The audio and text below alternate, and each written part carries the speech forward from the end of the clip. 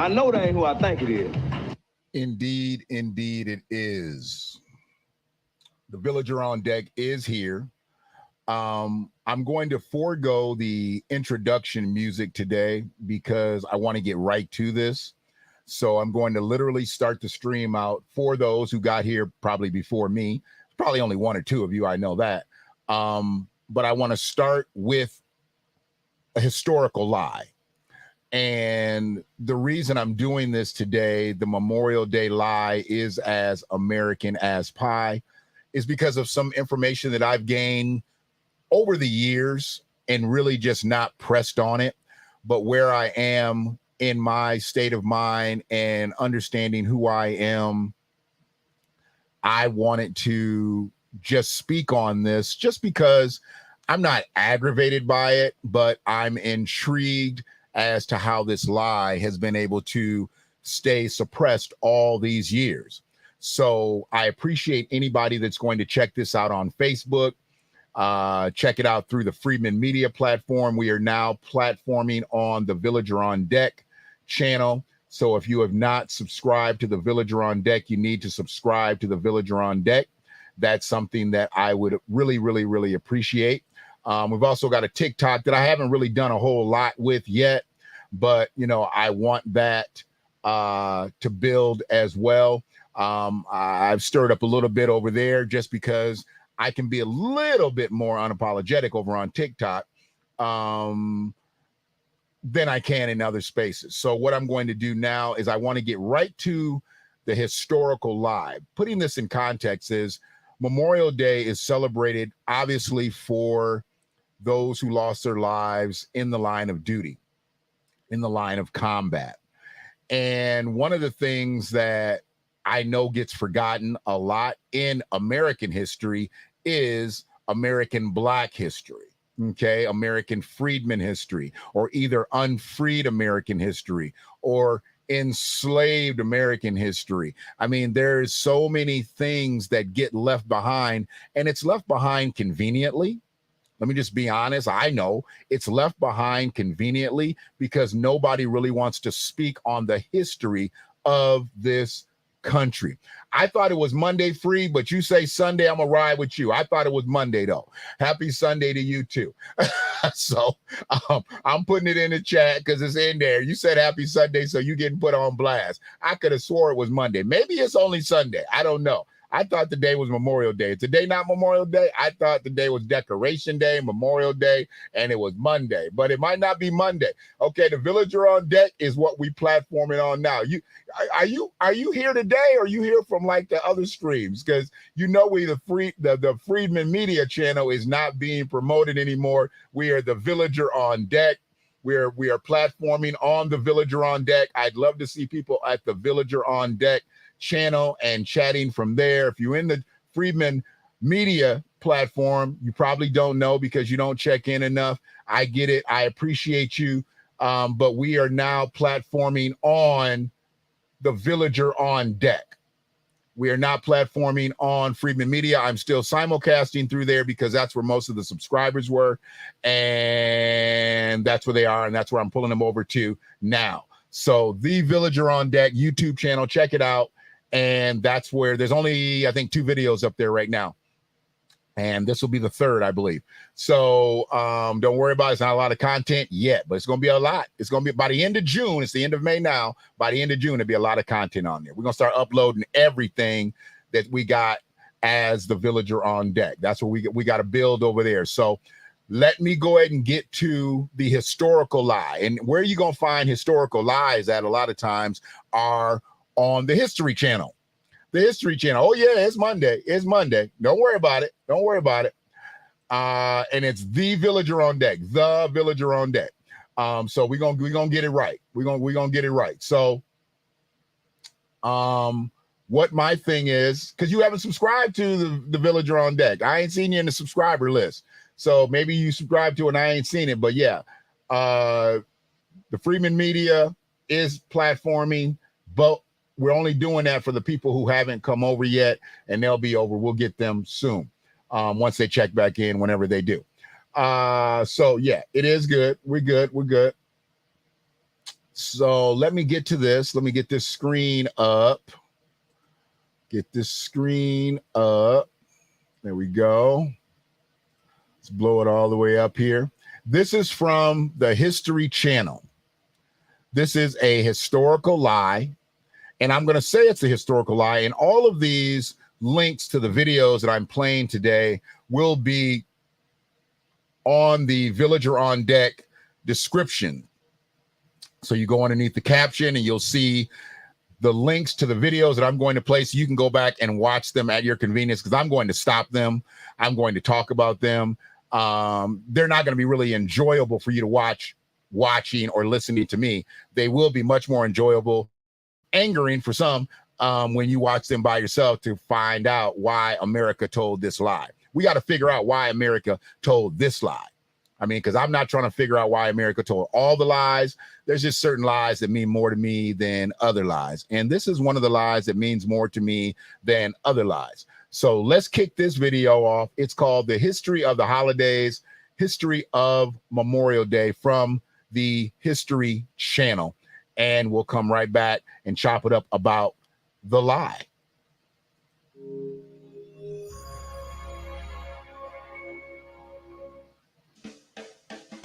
It's the 3-day weekend that officially kicks off the summer season. A time for hanging at the beach, barbecuing, even catching a few laps of the Indy 500. But Memorial Day is also the most solemn American holiday, a day to remember those who made the ultimate sacrifice while defending their nation. The Civil War, America's bloodiest chapter. Over 600,000 soldiers killed in action. Almost every community in every state suffered the loss of young men. As the war came to an end, mourners in both northern and southern states began placing flags and flowers on the graves of fallen soldiers. The town of Waterloo, New York, is officially credited with starting the holiday. On May 5, 1866, its citizens closed their shops and businesses so that everyone could decorate the graves of the men killed during the war. Then an old war general had an idea. John A. Logan was the leader of the Union Veteran Association. He spearheaded an effort to unite all the decoration services into one national holiday, designating May 30th as Decoration Day. On the first National Decoration Day, 1868, 5,000 war widows, orphans, and other mourners gathered at Arlington National Cemetery. They placed flowers and ribbons on the 20,000 graves of both Union and Confederate soldiers. Two future presidents and fellow Union veterans, Ulysses Grant and James A. Garfield, attended the ceremony. Throughout the 19th century, Decoration Day grew. Ceremonies were held in major Civil War battlefields like Gettysburg, Pennsylvania, and Antietam Field in Maryland. By the end of the century, the holiday was renamed Memorial Day. But war wounds ran deep. Most southern states refused to commemorate a holiday they regarded as honoring Union soldiers. So each state commemorated their war dead with different Confederate decoration days. Several southern states continue the tradition to this day. World War I ushered in the age of modern warfare. America lost over 130,000 soldiers in the global conflict. This shared experience finally bonded America's North and South. When the war ended, May 30th became a day to honor all American soldiers who died in battle as far back as the Revolutionary War. America interred its first unknown soldier in Arlington National Cemetery on Armistice Day, 1921. Every Memorial Day, this soldier and other unknown soldiers are honored with a wreath-laying ceremony conducted by the President or Vice President. They are reminders of all those who never made it home. Memorial Day became a federal holiday in 1971, and Congress shifted it from May 30th to the fourth Monday in May, giving federal workers a 3-day weekend. All across America, veterans and civilians still gather in parades and vigils to remember the generations who gave their lives for their nation's freedom.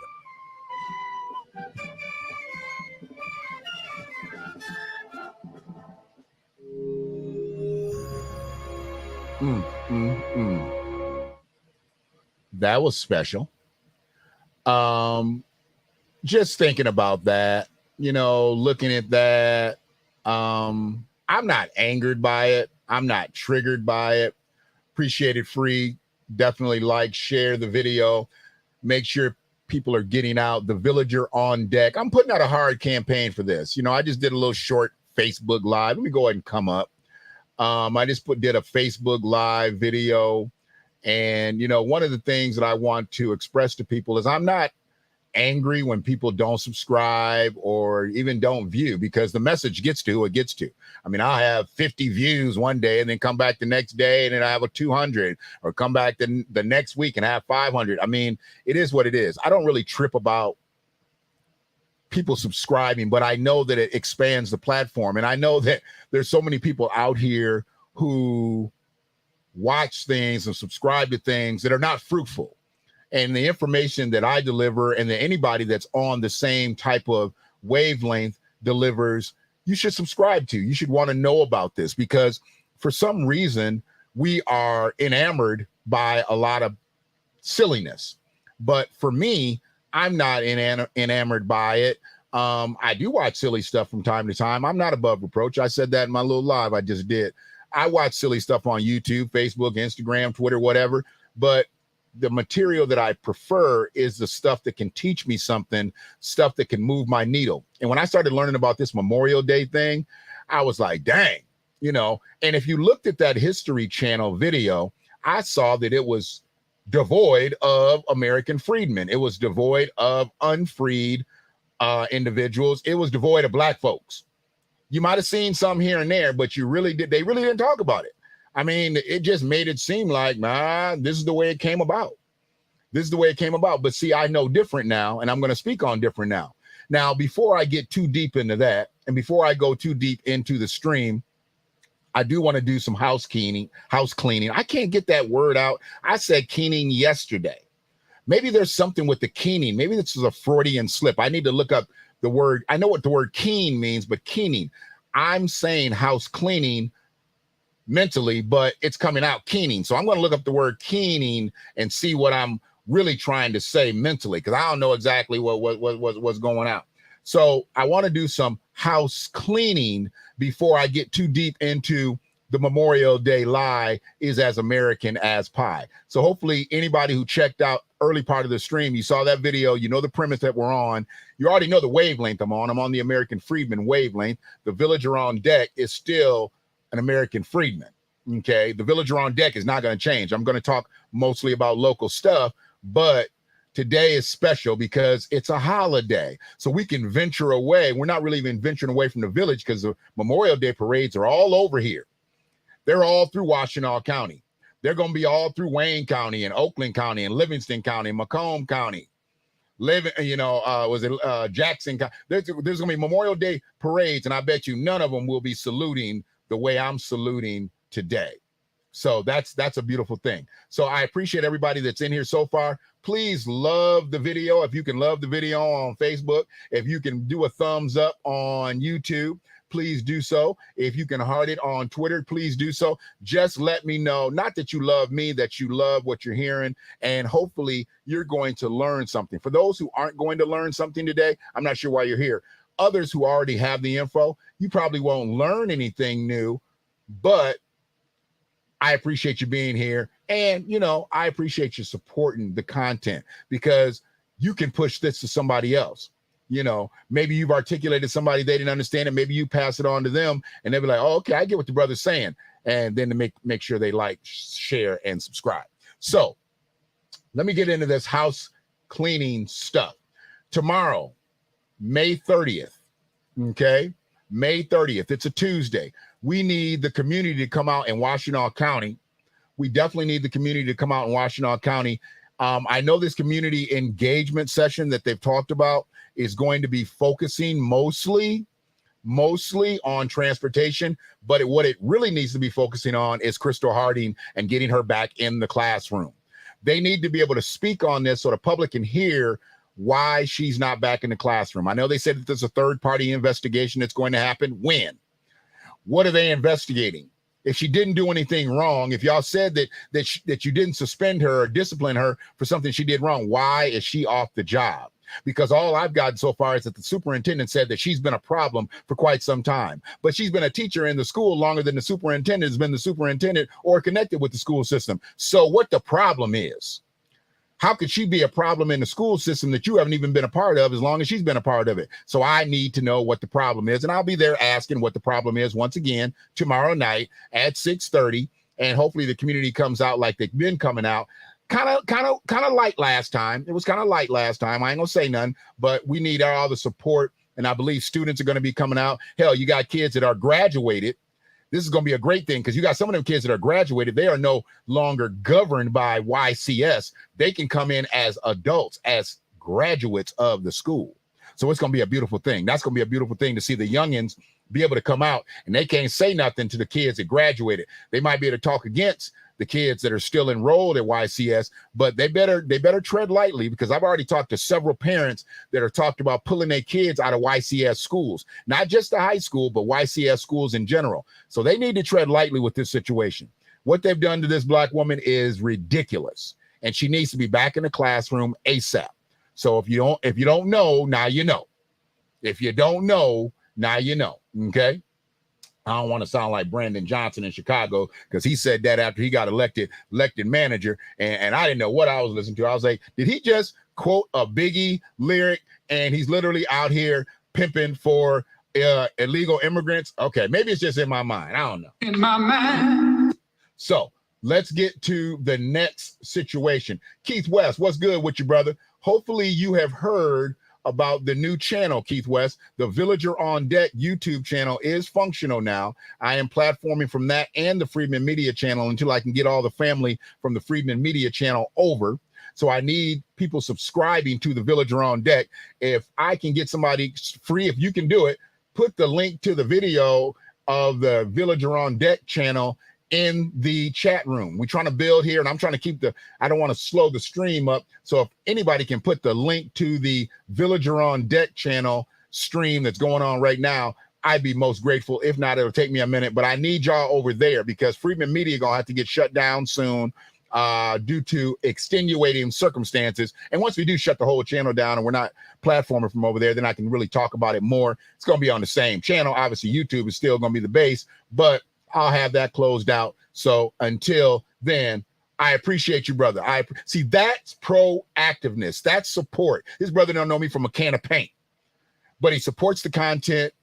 And when he's up, I make sure I acknowledge the brother. That's beautiful. That's beautiful. Appreciate you, brother Trey, over the road. Hopefully you not moving this morning. Hopefully you getting a little rest on this Decoration Day as we celebrate the all unfreed soldiers, the all freed soldiers, and all Americans in general who lost their lives in the line of combat. We appreciate having you here. So what I want to do is make sure that I am up, and I want to get this going. But this community engagement meeting, we need to have the public out tomorrow, May 30th, 6:30 at the White House, 1885 Packard Road, right next to Ypsi High School. Come on out there. Come on out there and do your thing. All right. Come on out there and do your thing. That's beautiful. That's beautiful. You at home, brother Trey. You need that rest. You need that breakdown. Absolutely. Absolutely. I can't believe that he bamboozled them people, man. I really can't believe he bamboozled them people, and he is now the mayor of that city. I feel for the American freedmen in Chicago. Y'all got what they call a doppelganger? Is that what it is? they got doppelganged. I mean, they got bamboozled. They got hoodwinked. They got run amok. They got led astray. I don't know what's going on in Chi-Town. I feel for my folks in Chi-Town, because what they doing to them is just criminal. What they doing to them is just criminal. So what I'm about to do right now is not criminal, but what's been done in history is criminal. So we definitely gonna break this down. Now, we heard from the History Channel. We heard what they had to offer, right? The History Channel came at us, with something that was really, to me personally, I looked at what they said. I was like, okay, y'all did this. Y'all did this, and y'all know good and well that this is a lie.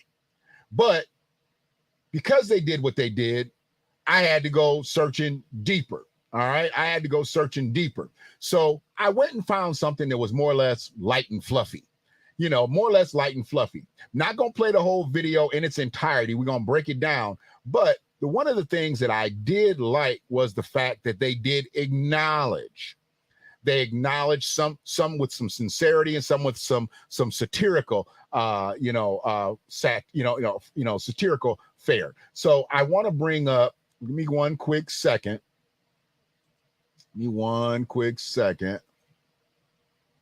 Bring this one up. I believe this is.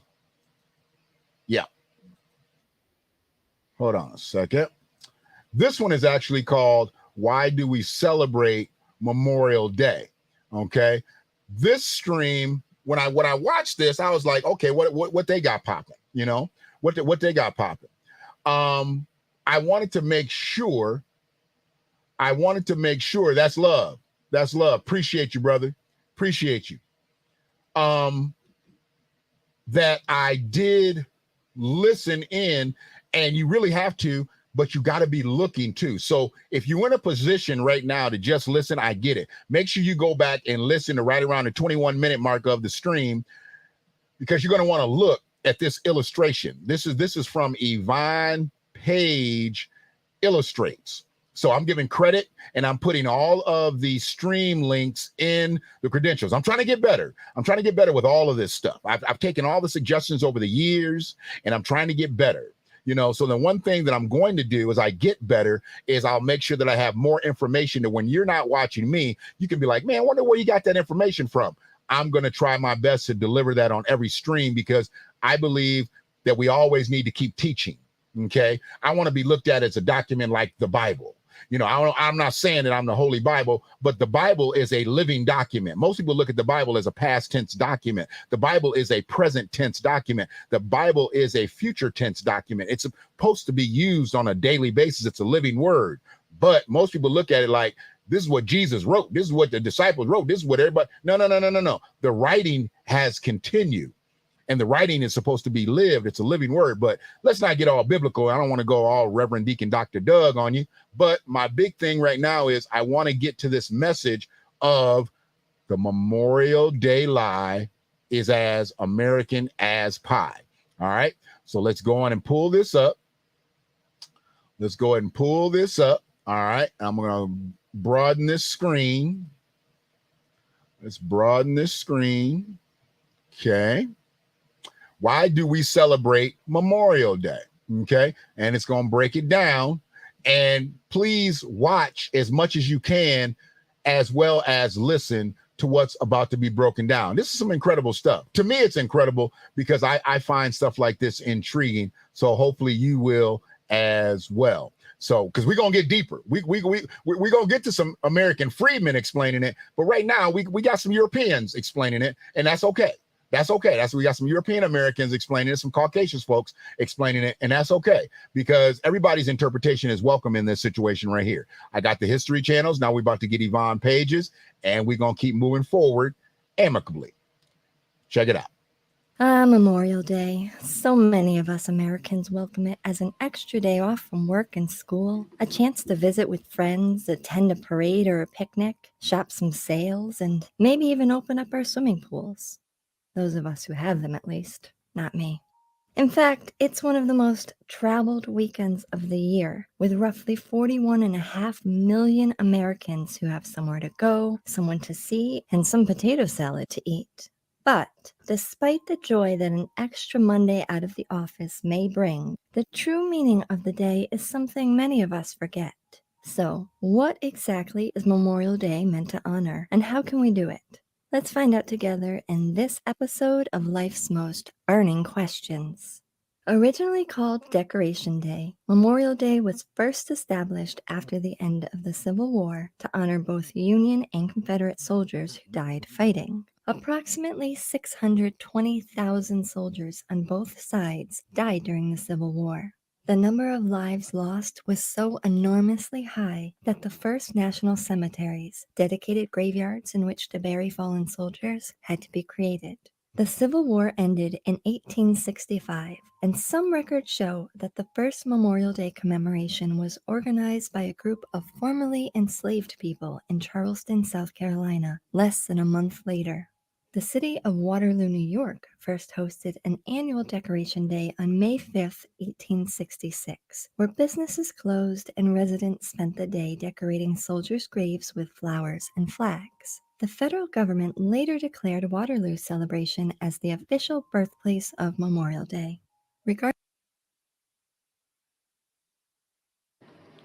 So you see that they did not acknowledge Decoration Day. They did not acknowledge. And let me see if I can just get back to right. There we go. Check it out. Just check out. If you weren't listening, I need you to listen in right now. I'm not going to keep giving up these little notes, but because I'd like attentiveness, but I understand y'all out here, you got to do other things right now. We're going to go back. I need you to listen to this part right here. Records show that the first Memorial Day commemoration was organized by a group of formerly enslaved people in Charleston, South Carolina, less than a month later. The city of Waterloo, New York, first hosted an annual Decoration Day on May 5th, 1866. A year later. A year later. Where businesses closed and residents spent the day decorating soldiers' graves with flowers and flags. The federal government later declared Waterloo celebration as the official birthplace of Memorial Day. Regardless of the origins, within a few years, a tradition of springtime tributes to fallen soldiers began to be a normal practice, with people putting flowers on graves and reciting prayers. This springtime tradition may have been chosen because that's when flowers have begun blooming, allowing for them to be used to decorate graves in a time before the magic of florists made every day a fresh flower day. The original title, Decoration Day, was given by General John A. Logan, a leader of an organization for Northern Civil War veterans. On May 5, 1868, he called for a day of remembrance on the upcoming May 30th, saying, "The 30th of May, 1868, is designated for the purpose of strewing with flowers or otherwise decorating the graves of comrades who died in defense of their country during the late rebellion, and whose bodies now lie in almost every city, village, and hamlet churchyard in the land." He specifically chose May 30th for Decoration Day since it wasn't an anniversary of any particular battle. A few weeks later, General James Garfield made a speech at Arlington National Cemetery in Virginia to a crowd of 5,000 war widows, orphans, and more, who then proceeded to decorate the thousands of graves of Civil War soldiers at the cemetery. By 1890, each northern state had adopted a celebration of Decoration Day and had made it an official state holiday. However, the southern states chose to honor their dead on separate days until after World War I. Stuck on hate. To put it simply, many Southerners didn't want to celebrate soldiers from the Union Army, who they saw as enemies. Most of the southern states chose instead to celebrate fallen Confederate soldiers on different days throughout the year, something that some southern states still continue to do to this day. But to know this is how divided we were, even saluting those who served to protect us, who died for us. We still couldn't unify as a country. We still couldn't unify as a country in the death and the destruction of families due to war. And it's still happening today, obviously. But the North and the South couldn't even get along in death. Couldn't even figure out a day. Now, they's doing it all on one day in the North, but they got all these different days in the South. And this country is still divided the same way. I know there's some sprinkles in the South that about some righteousness, but for the most part, this is the country. This is why I'm doing the stream. This is why I'm bringing the information. This is why I'm hoping to help someone who did not know where Decoration Day came from, where Memorial Day came from, and make people understand that the Memorial Day lie is as American as pie. Exactly. It's key coded, bro. It's key coded. And I'm going to jump on Juneteenth at the end of the message, but this is where I try to make people understand in my location. This is all a red, white, and blue thing. When I see the red, black, and green, and the red, black, and green, and gold, and the red, yellow, and green, all that, come on, man. Those are not American colors. If you're an American, then you salute the American flag for Juneteenth, which is red, white, and blue. You salute the American flag as an American, but on Juneteenth, there is a Juneteenth flag. Why are you flying Pan-Africanist colors? Why are y'all wearing kente cloth on Juneteenth? This is one of the reasons that I bring messages like this, just to get our correctness. Because in reality, most Europeans know. Most Europeans know. We don't know who we are. And that's why most of us will allow people to call us African Americans, people of color, men of color, women of color, BIPOC, because we don't know who we are. But if you do know who you are and you do know what you are, you would celebrate the unfreed freedmen here. You would understand the history of American freedmen over African American. You would understand these things. I'm not trying to push anybody one way or another. It's just about correctness. It's just about correctness. I'm not trying to negate anybody, but I'm damn sure not trying to include everybody. That's all it's about, bro. These are our colors. Our blood's on these colors, not on kente cloth. That's not where our blood's at. I'm all for the diaspora when the diaspora is all for me. But right now, I am an American. I am an American freedman. But yeah, this is how we are divided out here as a country back then. But I still say we're divided like this even in today. I'm going to let her continue for a couple more minutes here. I don't know if I need her to finish, but, you know, depends on how it rolls. Appreciate your World War in the I chat, changed Brother Michael. everything. Before that, the Civil War was the only war that most people celebrated on Decoration Day. But now, in World War I, the northern and southern states both had soldiers dying side by side for the same cause. And so the entire country, north and south, began to honor soldiers lost in both wars on Memorial Day. Nowadays, we use the holiday to commemorate American military personnel who died in all wars, all the way back to the Revolutionary Look at War, all these or wars. while Look at all these serving wars in we've the been in. military at any point in our history. Look at this. Essentially, it's a day to reflect upon the sacrifices made Look in at this. order to protect and promote the entire United States' Look at all these wars. democracy and freedom. Oh, wow. Okay. It's still scrolling, huh? Okay. We have fought in a lot of wars. Huh. Okay. In 1968, Congress passed the Uniform Monday Holiday Act, which effectively changed Decoration Day from being held on May 30th to the last Monday in May. This change allowed for 3-day weekends for federal employees. Look at Oprah. The Look at change Oprah. went Look at into Oprah. effect in 19... So you got to understand, it wasn't done to help all Americans. It was to give the government a 3-day weekend. This was just to give the government a 3-day weekend, just like they done Juneteenth. Juneteenth is a federal holiday now. Martin Luther King's birthday is a federal holiday now. It gives people a 3-day weekend. Because if you work, as you can see in the right corner, oh, wait, not you, you work in retail? No, they open. The store is open today. I just went and got coffee this morning. Starbucks ain't shut down. Target ain't shut down. Myers ain't shut. None of the stuff I drive by is shut down. There's probably a couple restaurants out here that's probably available too, that you can get some food at this morning. This is a 3-day weekend for the government. This ain't a 3-day weekend for you peasants. Okay? It's not a 3-day weekend for you peasants, only for the government. And just understanding that if they really wanted America to celebrate, they'd give America the day off. And America can afford it.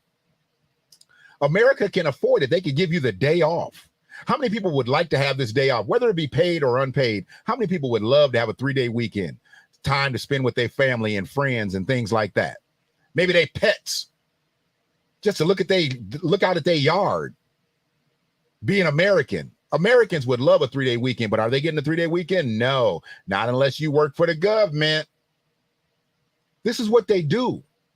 Because they're going to turn Juneteenth the same way they turn Martin Luther King Day, the same way they turn Memorial Day. All these other days, 4th of July, they fall in different middle of the week. You're going 4th of July is off, But if 4th of July gets towards the end of the week, 3-day weekend, 3-day weekend, 3-day weekend. Thanksgiving, that happens on Thursday. A lot of government offices don't open up on that Friday. They get a 4-day weekend. People love when that happens. When Thanksgiving roll around. And what do we know about Thanksgiving now? Don't get me started. We on Memorial Day today. Sorry. Absolutely. They need an extra day to golf. They need an extra day to play tennis. They need an extra day to lay on the beach. They need an extra day to be on their boat. But the peasants is at work.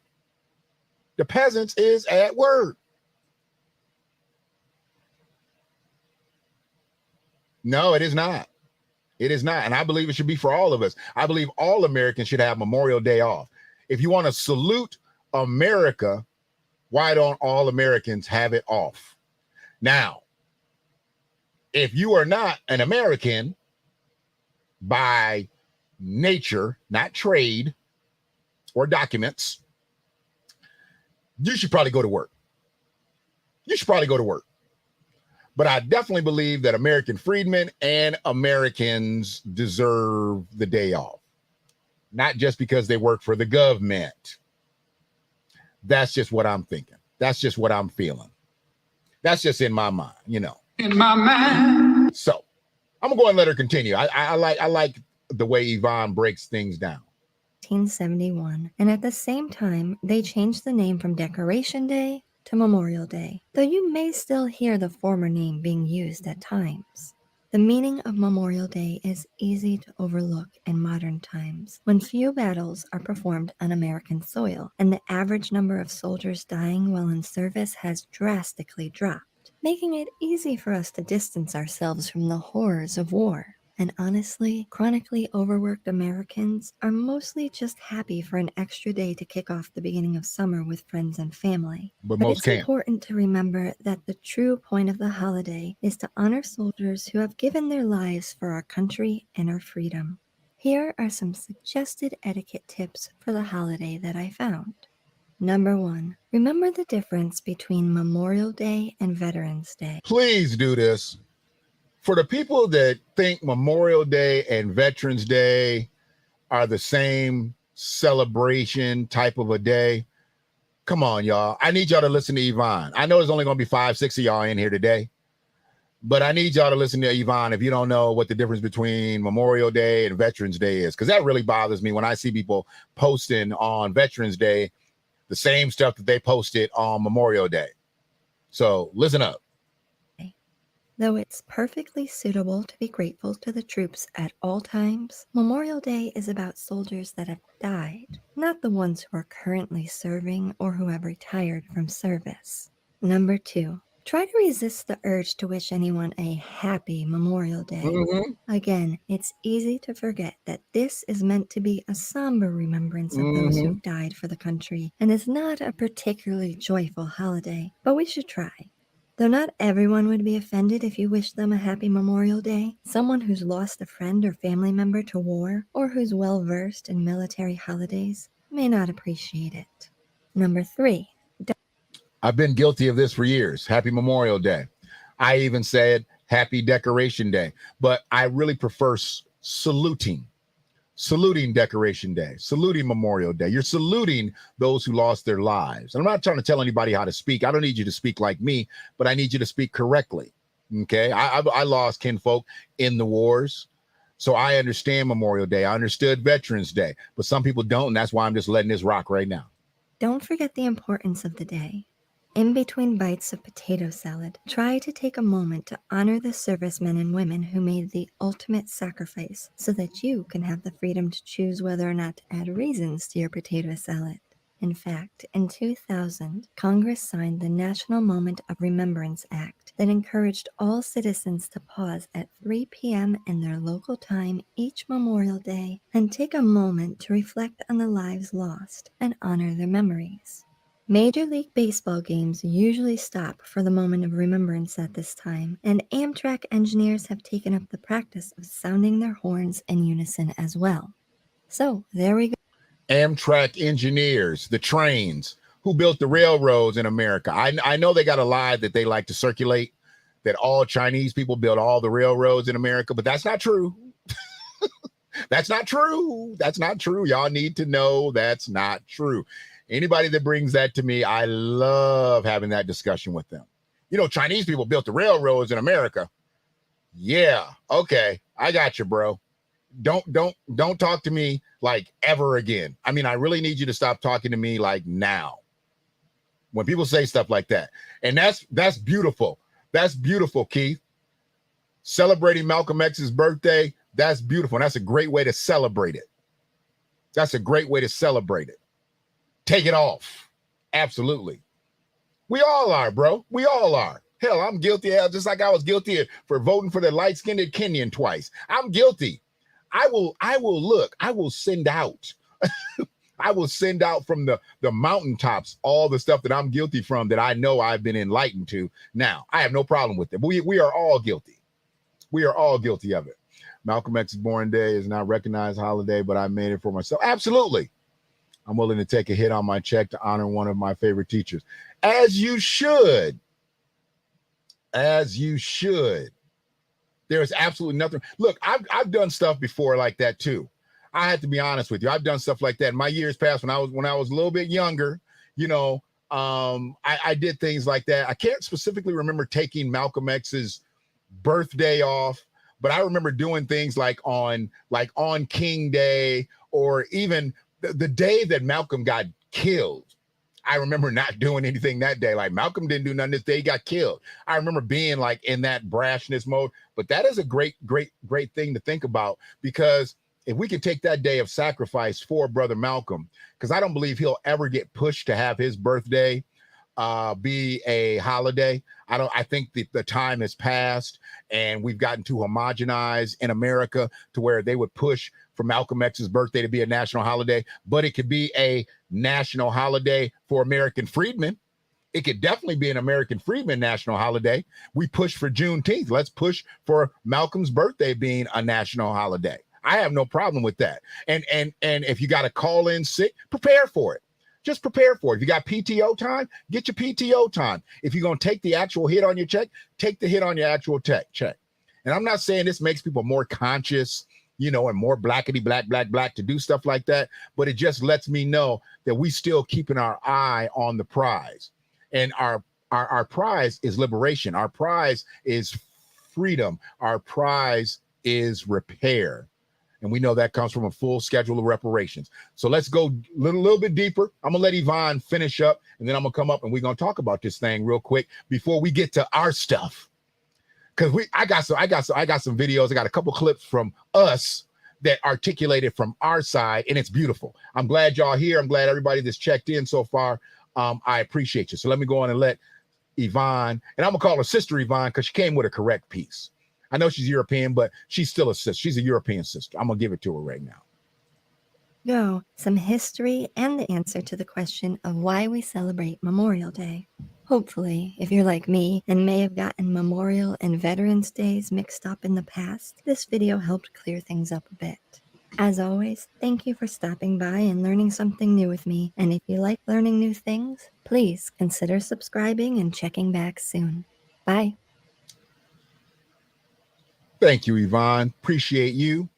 And like I said, all the credits for all the links that I'm going to put up today are going to be available in the description section on the YouTube channel, Villager on Deck. So please make sure that you subscribe to the Villager on Deck YouTube channel if you have not Subscribe to it. You know, I'm gonna stop because I didn't get that link in the chat. I didn't get that link in the chat like I asked. So let me go ahead and stop, drop, shut them down, shop. I'm literally going to it right now. Hold on one second. I'm going to put the link to the channel in the chat. Okay. Link to the channel in the chat. Okay. Link to the channel in the chat. Boy, that came through like 3 times. All right. So I just put it through there.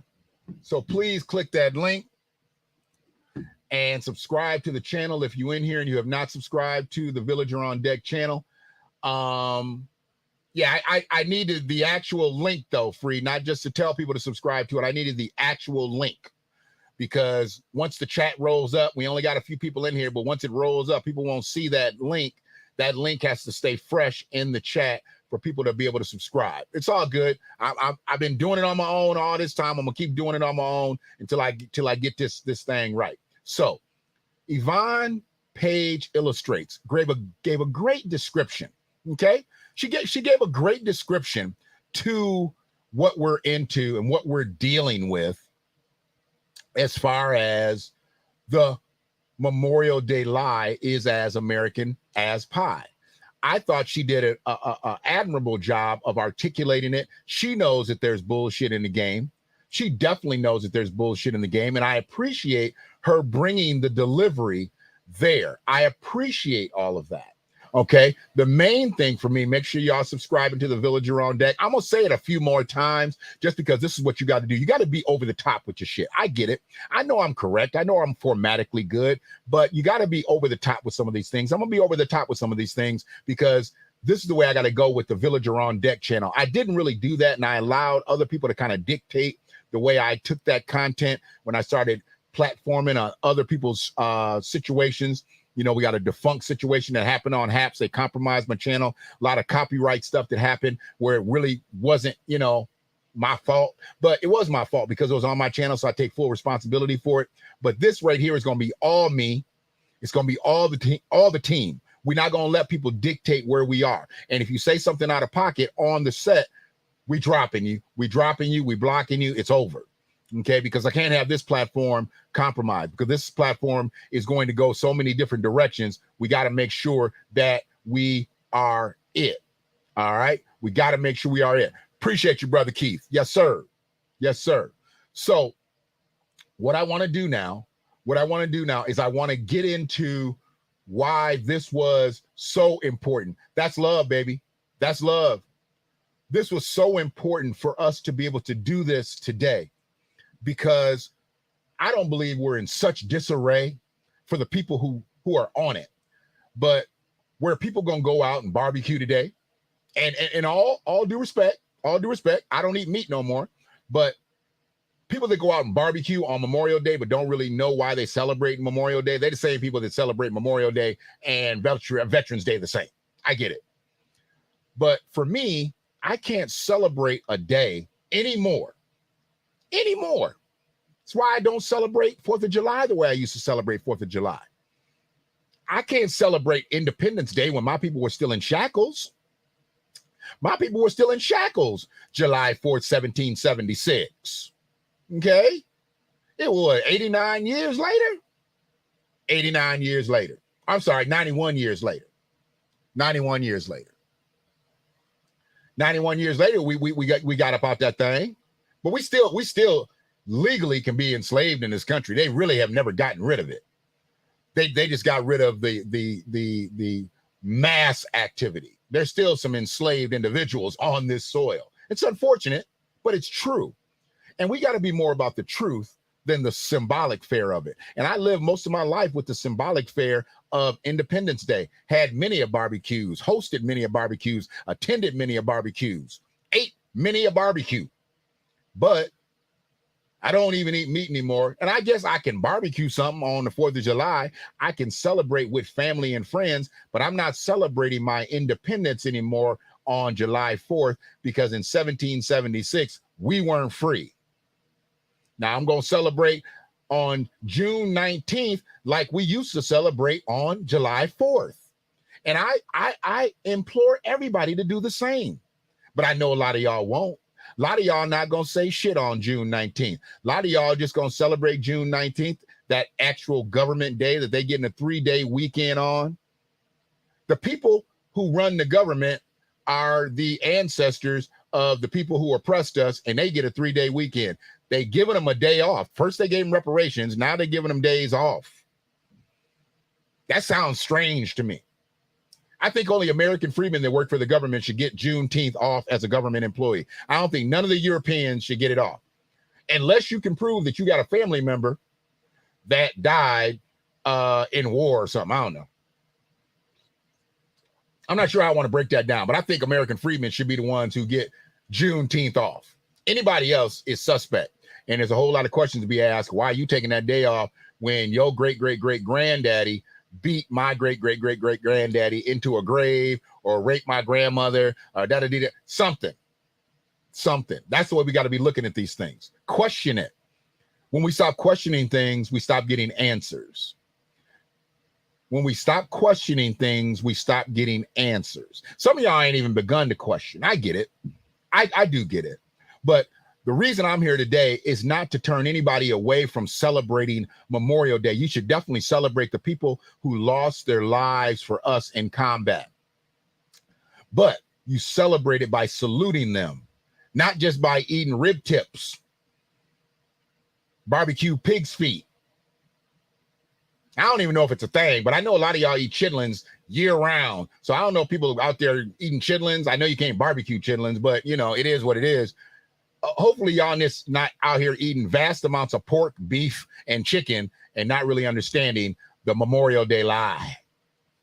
Because it is as American as pie. And some of y'all gonna eat American pie today. Some of y'all gonna eat some apple pie. Y'all gonna eat some apple pie. Yeah. Yeah, y'all gonna eat some apple pie. American apple pie. Yeah. And don't even know why. That just ain't in my mind. I'm trying to tell you. In my mind. So appreciate everybody, like I said, that's in here. Hopefully somebody has seen something where enough to where they like the post and love the post and whatever. Appreciate all of these red arrows. Everybody's on YouTube. That's a beautiful thing. Brother Trey ain't on YouTube. He on the book. That's okay. I appreciate it though. Appreciate you being in attendance, Brother Trey. Appreciate the fact that you off the road today, Brother Trey. Appreciate you safe and with your family today. So, but everybody that has an opportunity, please check out the YouTube channel and subscribe to it. Let me go ahead and drop it in there again. I'm gonna go ahead and drop it in there again. There it is. We ain't moved much in the chat. I can still see both of them. We ain't did much in the chat there, but that's okay. That's okay. I still need people out here. We're about 53 minutes in. It's cooking real good. Cooking real good. So what I want to do now is I want to move to the next slide. And let me go in and get that ready. Actually, it's not a slide. It's another video. And the video is going to be from us. Okay. It's going to be from us, and it's a quick one. Okay. So I'm gonna let it roll all the way through. No need to interrupt this one, but I still may, because I've seen it so many times. I think there's a key point that I wanted to actually interrupt. So I may just interrupt this video as well. Give me one quick second here. I'm feeling pretty good this morning. I don't know if it's the coffee. I don't know if it's just because the sun is shining. I don't know if it's because my grandkids are beautiful. I don't know if it's because I got air in my lungs that's clear. You know, I ain't got no phlegm in my chest. You know, I ain't got no backed up situation from a whole bunch of meat being impacted in my system. I don't know exactly what it is. I'm not sure exactly what it is, but I do know this. I'm feeling good. And hopefully y'all all feeling good today. Hopefully y'all all feeling good. I need to know that everybody is feeling good today. So that's a good thing. All right. I believe I got that. We'll let that go. I think this is about 2 minutes and 40 seconds. Yes, sir. Appreciate you, Tony D. Checking all boxes today free. That's a beautiful thing. Checking all boxes. All right. So let's go ahead and get this tight. Let's go ahead and get this tight. Ba ba bum bum bum. The Memorial Day Live. Let's add the sister to the screen. Let's go ahead and bring, I don't know why that's scrolling. Guess what? The Memorial Day celebration. Okay. I'm going to take it all the way back. All right.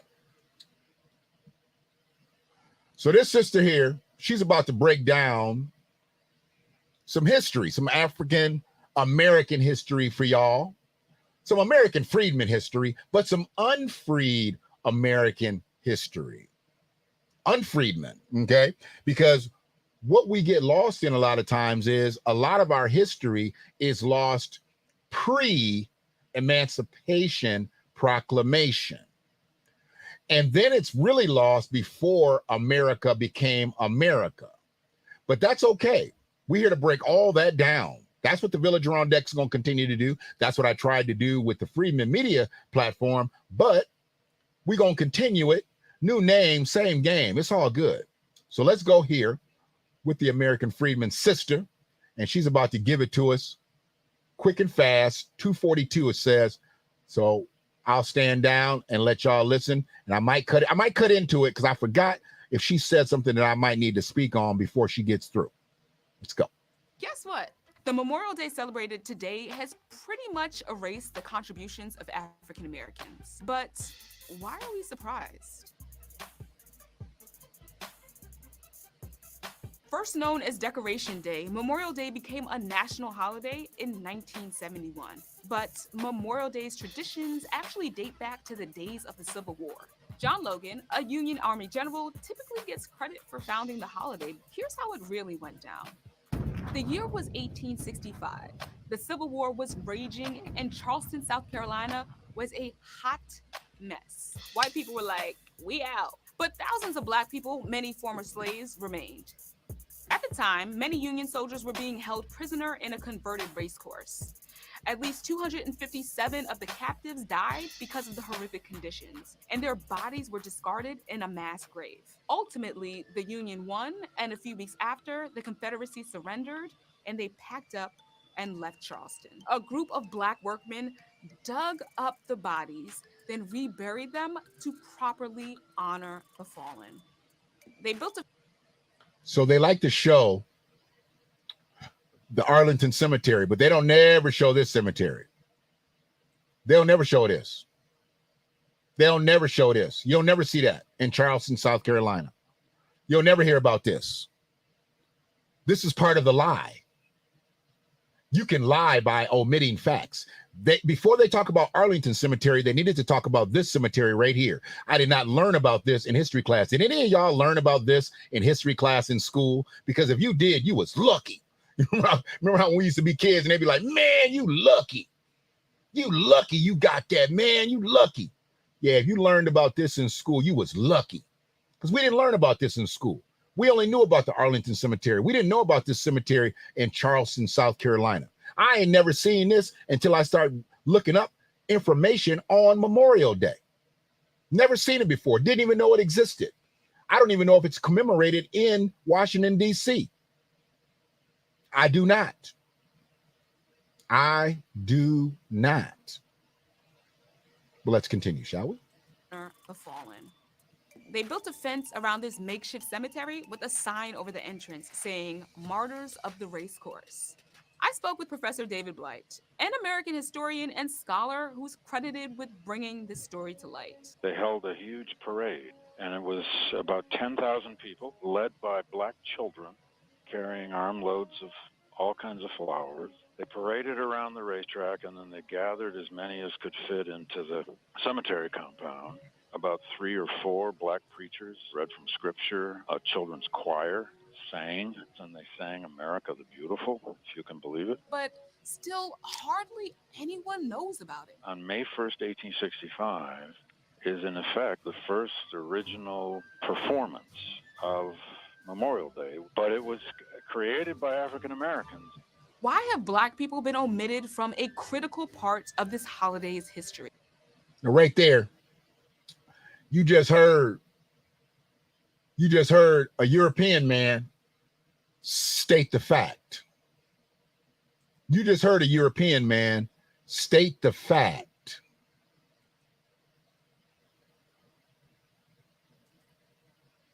Americans who were Black, unfreed, and freedmen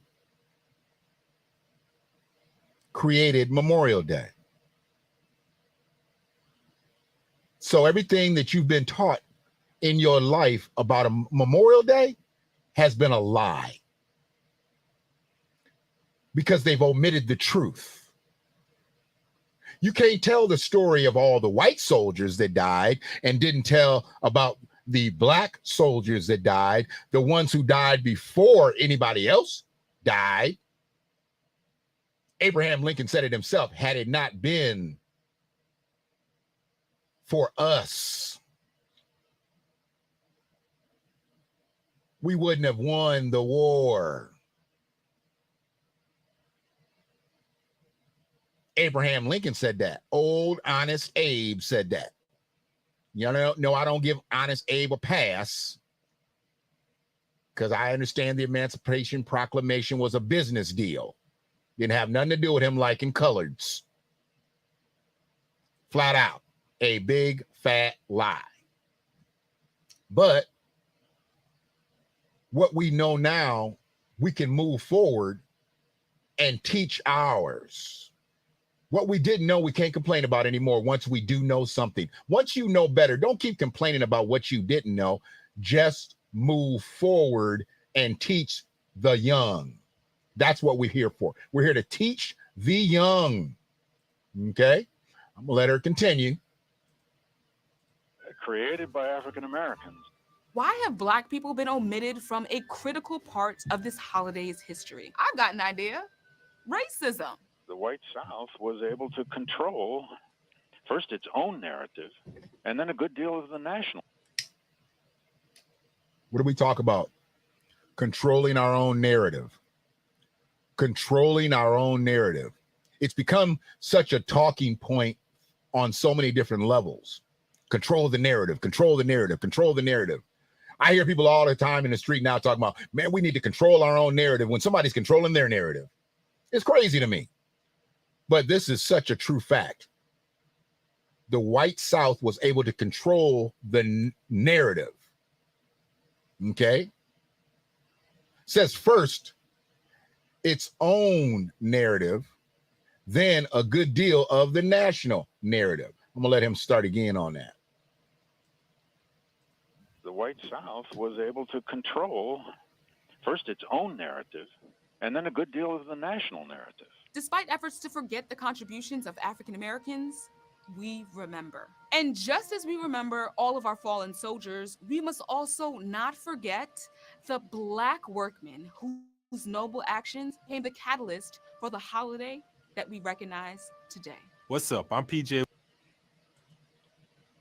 Appreciate that. I ain't saying she. I don't know what the hell that is. That was the next video going up. I'm not sure exactly what that's about. So we're not gonna say that. We're not gonna show that. We just need to get away from that whole shebang right there. I'll just go ahead and come all the way up. You see there, Brother Michael? I didn't learn about the cemetery in Charleston, South Carolina in school. I am learning a lot this morning.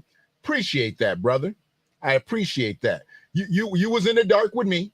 You was in the dark with tens of millions of other American freedmen. But we're here now. We're here now. Who gets the right to erase our history? Who has the legal right to do so? Legal or not, if we don't have anybody advocating for us, and we could jump right off of this and get right to Black politicians, but we don't need to. We already know where we at there. If we don't have anybody advocating for us, they can erase everything. Why do you think there's such a big push to pull history books out of libraries now and change the text in textbooks and things like that? There is a huge problem with having these youngins learn about the history that we even learned. And that was a lot of omission. Has nothing to do about legality. This is morality.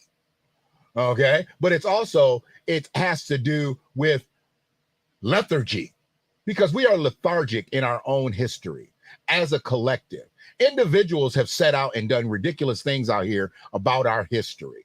But as a collective, we are politically lethargic. Yes. We are politically lethargic. Very few people knew about the lie that's being told, that's been told. They know Arlington Cemetery, but they don't know the cemetery in Charleston, South Carolina. How? I'm crazy. I know I'm crazy, but it just ain't in my mind. In my mind. Okay? It just ain't in my mind. Make sure that I'm catching what I need to be catching, because I don't need to be nowhere else but here right now. I don't need to be nowhere else right now. Man, I had a great day out at my friends. I call it a compound. I call it a compound because he got so many acres that you can do everything. He got property. You can do four-wheeling and shooting and hillbilly cornhole, arts and crafts, and you got farm animals. And, I mean, I like that. I like that type of atmosphere, especially for my grandkids to be able to run. You have to govern your kids so much and keep them quiet. Be quiet. You go someplace, you got to be all domesticated. He got that kind of era where they can be as loud as they want. And I told Ray, let them talk. They let them talk, let them be loud. We can teach them the culture. We can domesticate them when we are in the house, when we're in the domicile. But when we go out into the wild blue yonder, we've got to let them be. We got to let them be free. You know what I'm saying? We got to keep them. We got to keep them voices just, let all that out when you out and about. Let all that out. Let the kids have their fun because when you get them back inside, that's when you got to give them that domestic culture. But when they out, man, let them scream, let them yell, let them get as dirty as they can. The kids got all dirty, man, and they said, man, going in there into the room and into the bathroom. And Caleb took a shower at a perfect stranger's house. I mean, they wasn't perfect strangers by then, but it was one of them things where that's when you at home. Able to go in and take a shower and change in a new set of clothes and this, that, and the other. It was a beautiful thing. And we look forward to having more times like that with the family. What you say there, Free? And this is why I keep screaming that someone needs to get to the table ASAP. We are so caught up in what we don't have the numbers collectively to push things. We ain't got this, that. Absolutely. I mean, we've been stymied with the whole repair movement.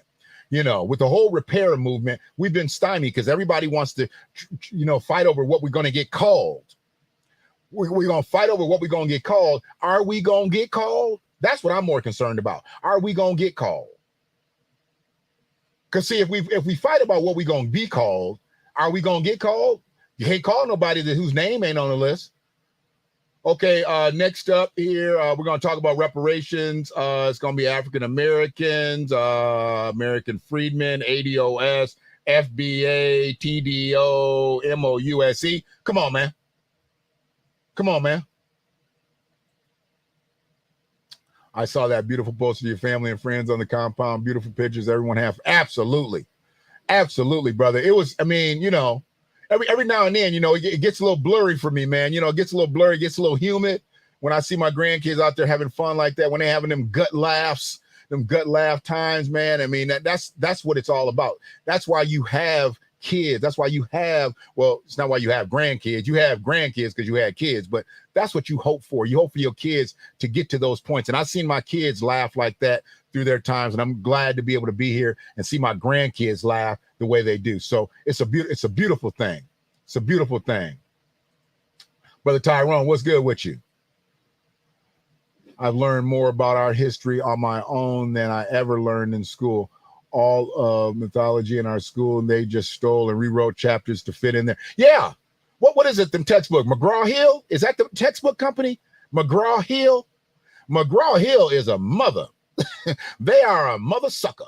I tell you, McGraw-Hill is a mother sucker because they've been able to manipulate the textbook industry for years. And they putting down documentation that they know good and goddamn well that It's false. They put history in textbooks that they know is false. How you gonna do that? How you gonna do that? You know it's false, and you're gonna allow millions upon millions of people to be taught these falsehoods. But it is what it is. I can't fight about what I didn't know. I'm just gonna fight with what I do know. I'm not one of them people that just keeps trying to battle something once I've got the knowledge. No, we're on to new battles now. We're on to new battlegrounds now. I can't keep fighting the same battle,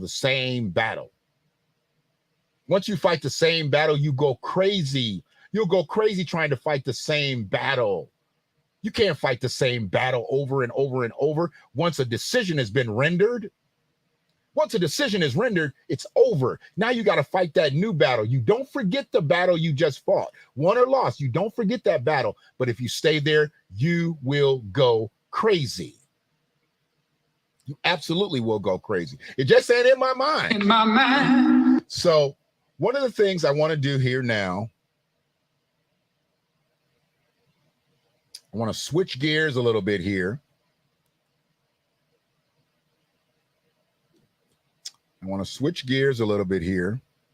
Because what I want to do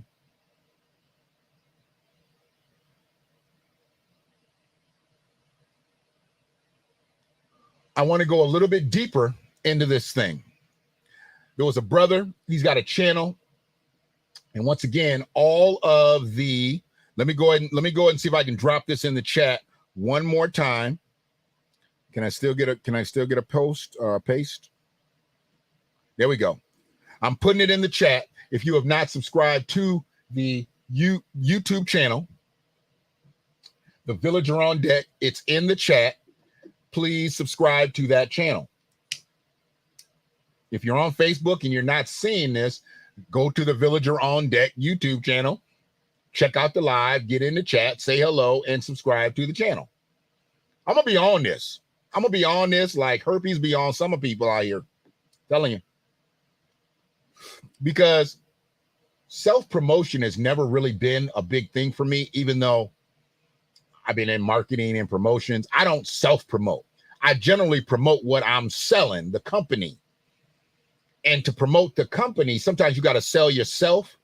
But as far as me selling me, I've never really been good at that because there's a certain level of narcissism that you have to have just to be in front of this.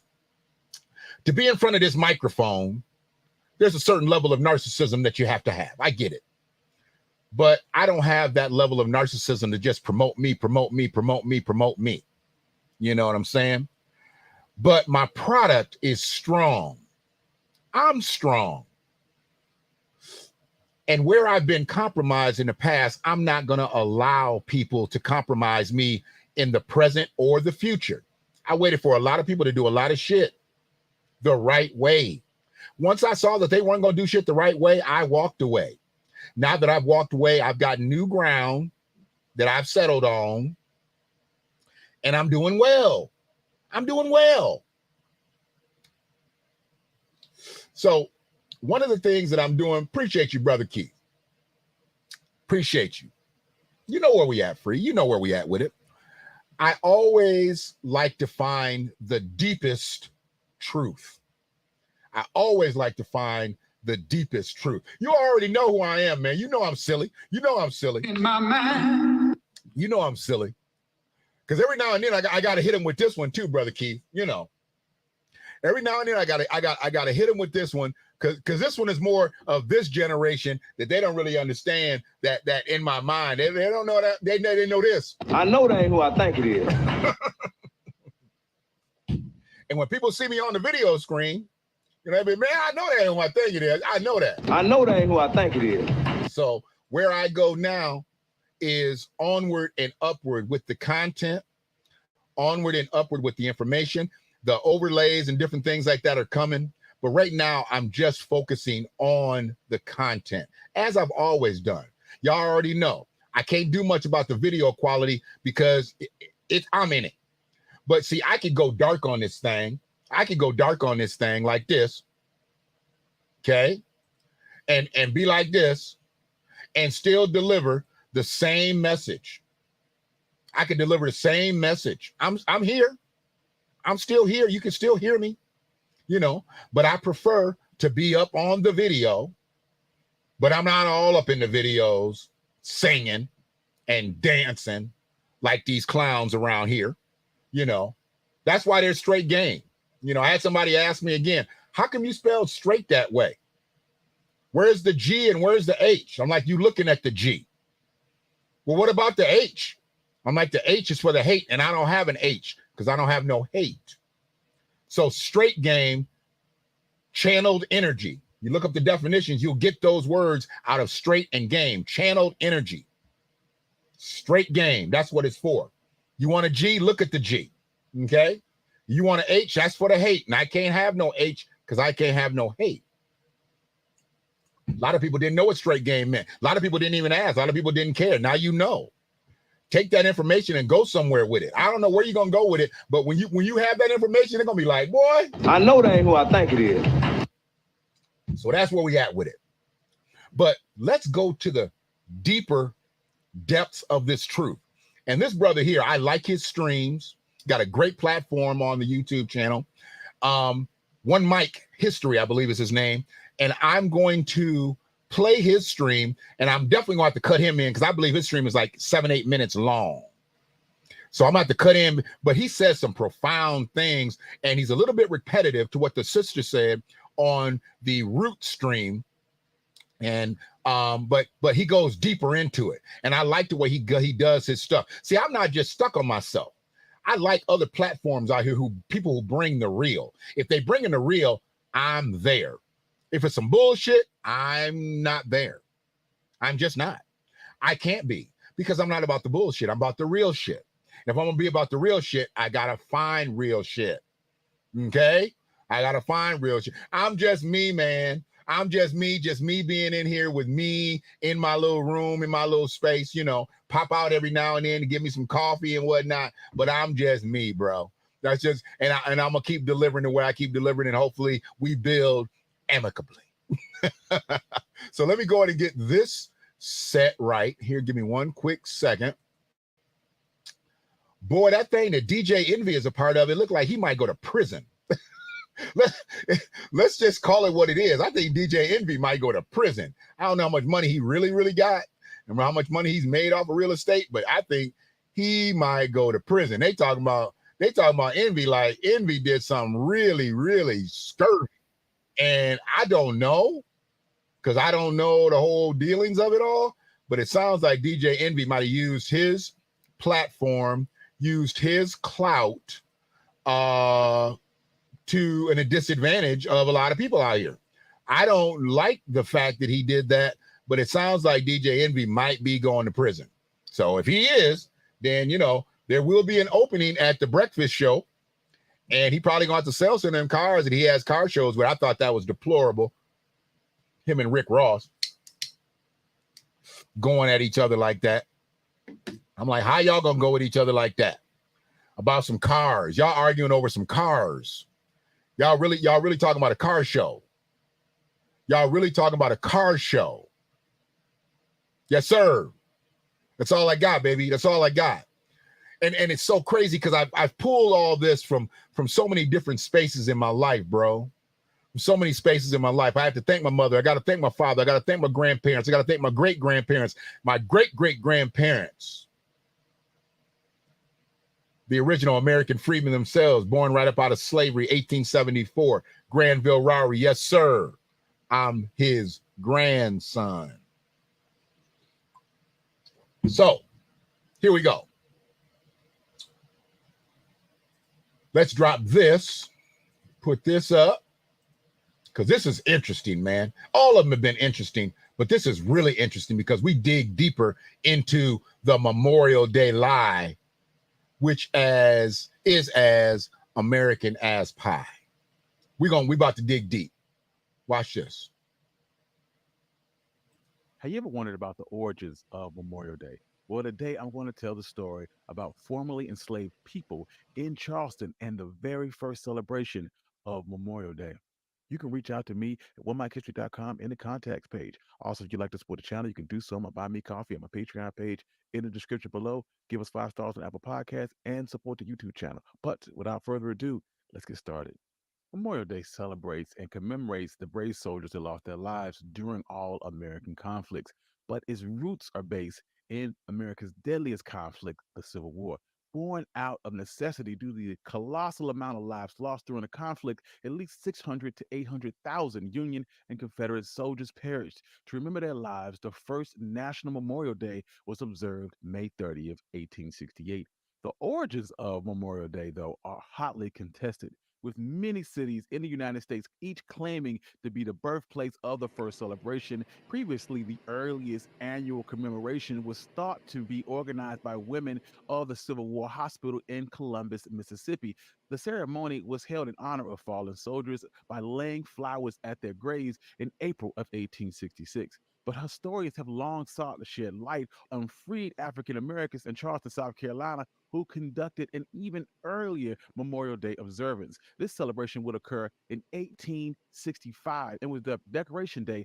David Blight, a professor of American history at Yale University, was doing research on the Civil War in 1996 when he was given the opportunity to examine 2 boxes of I'm going to stop him right there. He said he was given material because he was doing some research of 2 boxes based on the history of Memorial Day. Do you know how many other boxes there must be of history that has been suppressed, that has been forgotten about, that we'll never know unless somebody goes and does some serious research at some of these old Ivy League schools, some of these PWIs? Hell, the University of Michigan probably got stuff about American freedmen history. That was created in 1817. Started in Detroit, Michigan, before they got 40 acres to move to Ann Arbor. That's right. The University of Michigan started with 40 acres, and they didn't have no mules to build this college. I already have my suspicions of how the University of Michigan was built in 1817 and when it got to Ann Arbor with its 40 acres. Let's continue, shall we? sort of material from Union veterans from Harvard's Houghton Library. He discovered a handwritten story detailing an 1865 march on a racetrack accompanied by a date referencing an article in the New York Tribune and a file labeled First Decorations Day. The racetrack in question was Washington Racecourse and Jockey Club in Charleston, South Carolina. In the late stages of the Civil War, the Confederate Army repurposed the Washington Racetrack and Jockey Club, a luxurious country club and horse racing track in Charleston, South Carolina, to hold Union prisoners of war. The makeshift prison was located in an open-air field of the racetrack. Sadly, 250 Union captives would perish from disease and exposure while being held at the site, and their bodies were hastily buried in an unmarked mass grave. When Confederate soldiers evacuated Charleston, newly emancipated Black people remained in the badly damaged city. And one of the first things they did was honor fallen Union soldiers. Approximately 10 days leading up to the event, they exhumed a mass grave and reinterred the bodies in a new cemetery along a whitewashed fence that was inscribed with the words, "The Martyrs of the Racecourse," in black letters. May 1st, 1865, approximately 10,000 people attended a large-scale memorial gathering to honor the fallen Union soldiers. 10,000 people. Back then, 10,000 people. Okay? Come on now. 10,000. 10,000. But we can't get 100 people to talk about some correctness about our fallen youth around here. We can't get 50 people together about some correctness about our fallen youth in our community. But they put together 10,000 back in 1865. We losing out here, y'all. And other people are winning by default. They winning by default. Sister Cynthia, good to see you this morning. We've got to get it together. 10,000 in 1865. 10 people in 2023. During this event, 3,000 children from the local black schools marched around the racetrack holding roses and singing the Union hymn of John Brown's body. Reverends would lead the attendees in prayer, spirituals, and other religious activities during the event. Union officers, missionaries, and black pastors also frequently delivered speeches to commemorate the fallen soldiers. The people at the memorial gathering sang numerous patriotic songs, including and not limited to America, We Will Rally the Flag, and the Star-Spangled Banner. To close out the day, later in the afternoon, 3 white and black regiments from the Union Army marched around the graves in a choreographed drill, and this tribute was documented in both the Charleston Daily Courier and the New York Tribune. You see that? A white. He said white, okay? The fallen soldiers. The people at the memorial gathering sang numerous patriotic songs, Watch this, including and not limited to America, We Will Rally the Flag, and the Star-Spangled Banner. To close out the day, later in the afternoon, 3 white and black regiments from the Union Army marched around the graves in a choreographed drill, and this tribute was documented in both the Charleston Daily Courier and the New York Tribune. Now, I'm not saying that these were abolitionists. I'm not saying that these were just soldiers for American freedmen, unfreed at that time. But whoever those 3 white men that came to that memorial, their names should be etched in American history. Their names should be in Washington, D.C. and every other textbook. They should be in the annals of the Constitution and all that stuff. But in all the textbooks, they should be acknowledged as well. But hell, Juneteenth's not even acknowledged in the textbooks. So Memorial Day's correctness ain't going to be acknowledged in the textbook. And they don't ever want to talk about that there was white people that was actually at this Memorial Day observance. Memorial Day observance organized by freed enslaved people was at least a year before any other U.S. city and 3 years before the national observance, making the gathering on that Charleston racetrack the earliest Memorial Day commemoration on record. In the 3 years. 3 years. Think about it. It wasn't just that next year when they did that little thing. It wasn't just that year. It was 2 years after that it actually got nationally recognized. So they could say, yeah, they wiped us away that next year. But no, nationally, they had 3 years to figure out. They knew who started the memorials. They knew who started the saluting of the fallen soldiers, and they just chose to negate it. They just chose to negate it. This is all purposeful. This is all purposeful. This was not done by a mistake, y'all. This was done on purpose. And this is what I want people to understand. When I'm talking about things like this, I'm talking about it was no mistake. It was absolutely no mistake to the way they brought out this narrative. They did this on purpose. And we've stood by hundreds of years after and said, oh, okay, and done nothing. And done nothing. Still fighting for anti-lynching bills and policing bills because we continue to get killed in the street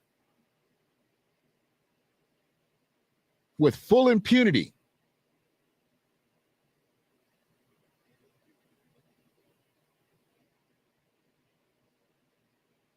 But these things right here, this is what makes or breaks us.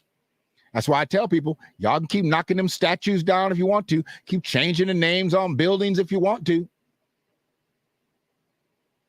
Once you make this place look like it never had any type of detrimental fare, that's what America's going to want. Keep tearing them down. They acting like it's a problem, but they know that you're making it easier for them to bring people who are from other territories in here and say, see, we don't know why these black folks is mad. Look at how good America is. We've never done anything wrong here. Read our textbooks. Watch these films. Read these books. In a couple years, you're just going to be able to Google banned books, and that'll tell you everything you know about this country. In a couple years, you'll be able to literally just Google banned books, and you'll be able to teach yourself a K through 12 curriculum on American history from a Black person's perspective. Let's continue. Wake of the American Civil War, by 1868, General John A. Logan of the Union Army directed the commemoration of Memorial Day on September 30th, urging Americans to honor the deceased combatants by decorating their graves with flowers. And by 1889, Memorial Day was a national holiday. White Charlestonians quickly forgot about the 1865 gathering at the racetrack by formerly enslaved people. Evidence of this event wouldn't appear again until 1916 correspondence between the United Daughters of the Confederacy chapter in New Orleans and their counterpart in Charleston, in which it was asked about a big parade for free slaves on a horse track at the very end of the war. The Charleston office will respond that I regret that I am unable to gather any official information to answer this. Subsequently, in the late 1880s, the horse track and country club was torn down, and the remains of the Union soldiers were relocated to a more prestigious gravesite in Beaufort National Cemetery. In doing so, the story of the first Memorial Day was almost entirely forgotten, but not by the African Americans in Charleston, South Carolina.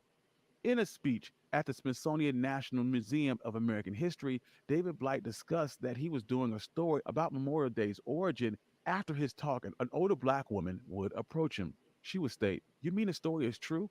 I grew up in Charleston. My granddaddy used to tell stories of a parade at an old racetrack, but we never knew whether to believe him or not. You mean that's true?" Look at that. Look at that. There's people that are in South Carolina that don't even know what happened. I mean, that's ridiculous. To find things out like that, to find out that your grandfather was really trying to give you some wisdom and you didn't know whether to believe him or not because there was really no real history to back it up, no documented history to back it up. And if the racetrack got torn down and rebuilt into something else, urban renewal,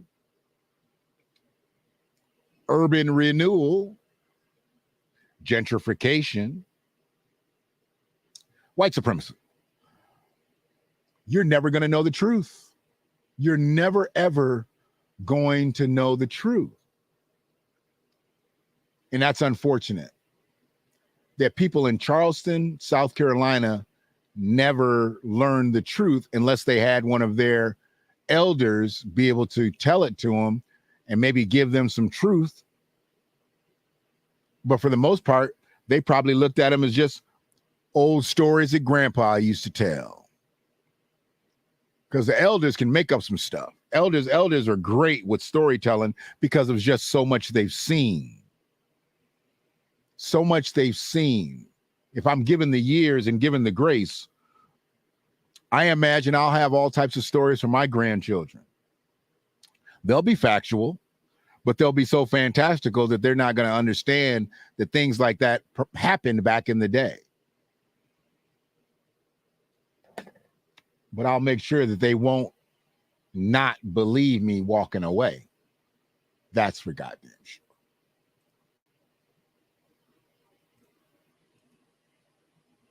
MOVE was founded by John Africa in 1972 to introduce a communal organization that was based on anno-primitivism philosophy. These philosophies promoted a return to a non-civilized way of life through rejecting industrialization, large-scale organization, and technology. Completing with this ideology was the largely African Americans group adoption of the revolutionary agenda akin to that of the Black Panthers, while also advocating for animal rights. The organization's guidelines were recorded by Donald Glassy, a social worker at the University of Pittsburgh, and implemented into the communal group. As a result, MOVE members wore their hair in dreadlocks and advocated for a return to a hunter-gatherer society, which expressed opposition to science, medicine, and technology. In 1977, Philadelphia PD obtained a court order requiring the eviction of John Africa and his followers from the property which they occupied in West Philadelphia. MOVE members offered to surrender their weapons to Philadelphia PD if members of their group who had been held in city jails were set free. But this offer was not accepted. In response, almost a year later, in August 8th of 1978, the Philadelphia PD held a standoff with the organization in which Officer James J. Ramp was killed and 16 others were injured. MOVE representatives denied responsibility for the death, claiming that Ramp had been facing the house and was killed by the fire of his fellow officers. But prosecutors alleged that MOVE members had fired the fatal shot and charged Debbie Sims Africa and 8 other MOVE members with collective responsibility for his death. In 1981, MOVE relocated to a row house at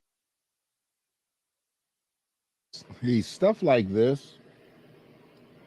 And I knew about the Philadelphia bombing. But stuff like this, I wonder if they could go back and look at the autopsy reports, because they probably knew. They probably suppressed them to suppress the truth. But they had to pull the shells out of his body. You had to know if those shells came from a service weapon or if they came from a gun that was registered or unregistered. But they didn't care about that. They weren't trying to prosecute his fellow officers for killing him. They were there for one reason and one reason only. And I'll continue this, and you can see they pretty much got what they wanted. At 6221 Ostrich Avenue in the Cobbs Creek area of West Philadelphia, resulting in numerous complaints from neighbors. In 1985, police issued arrest warrants for 4 MOVE occupants, accusing them of parole violations, contempt in court, illegal possession of firearms, and making terroristic threats. In response, May 13, 1985, over 500 police officers with the assistance of the city manager, Leo Brooks, attempted to clear the building and execute those warrants. After several warnings, the police attempted to move members out of the house by shutting off the water and the electricity. When that didn't work, Commissioner Gore J. Samber ordered that the compound be bombed. Lieutenant Frank Powell dropped 2 1.5-pound bombs made of a dynamite substitute called Tobarex, combined with 2 pounds of FBI supplied C4 on the roof of the house. This FBI supplied C4. FBI. Made of a dynamite substitute called Tobarex, combined with 2 pounds of FBI supplies. FBI supply C4. They've been bombing us so long, it's just commonplace. There were bombs dropped all over this country, covertly or blatantly, that were FBI supply. They don't get talked about a lot, but the way they've taken over territories before, you had to have known just common folk didn't help some of these towns back in the day level. They needed bombs. They needed explosives. They needed artillery. And that was all submitted by the government. The Memorial Day lie is as American as pie. C4 on the roof of the house. This set the house on fire, which spread to the neighboring houses. 62 houses were destroyed, leaving 250 people without homes. Only 2 MOVE members survived. Birdie Africa and Ramona Africa managed to escape the house. The fire unalived over 11 people in the house, 6 adults and 5 children. The mayor, W. Wilson Goody, commissioned the Philadelphia Special Investigation Commission to investigate the bombing of the MOVE organization. After the commission's report that was released in March 1986, Mayor Goody gave a public apology in which no one from the city was criminally charged with the attack. Ramona Africa, the only surviving adult MOVE member, was charged and convicted of the charges of the riot and conspiracy and served 7 years in prison. Additionally, 3 lawsuits were filed against the city of Philadelphia, with the United States Court of Appeals for the Third Circuit ruling in 1995 that the plaintiffs did not have the Fourth Amendment claim against the city, and the city did not have qualified immunity from liability. In 2005, a jury awarded a $12 million verdict against the city of Philadelphia. In 2020, the city of Philadelphia City Council passed a resolution and formally apologized for the move bombing and established an annual day of observation, reflection, and commitment on May 13th. So we got a holiday. And they settled for $12 million. I don't know who got the money. But this is what it always ends up being. They reconcile the destruction, the detriment that they cause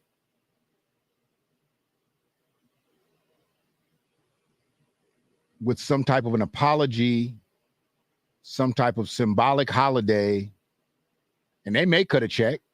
A lot of times they don't even cut a check. They just apologize, give you a little bit of symbolism, and keep it moving. I don't know who that 12 million went to. Even if you spread it out amongst all the families that were involved in that, it's pittance. It's pittance. And they'd rather have their family members back and whole and lucid.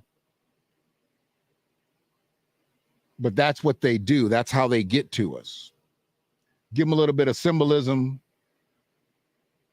which will give them a little bit of hope. Give them a little bit of celebration that'll make them happy.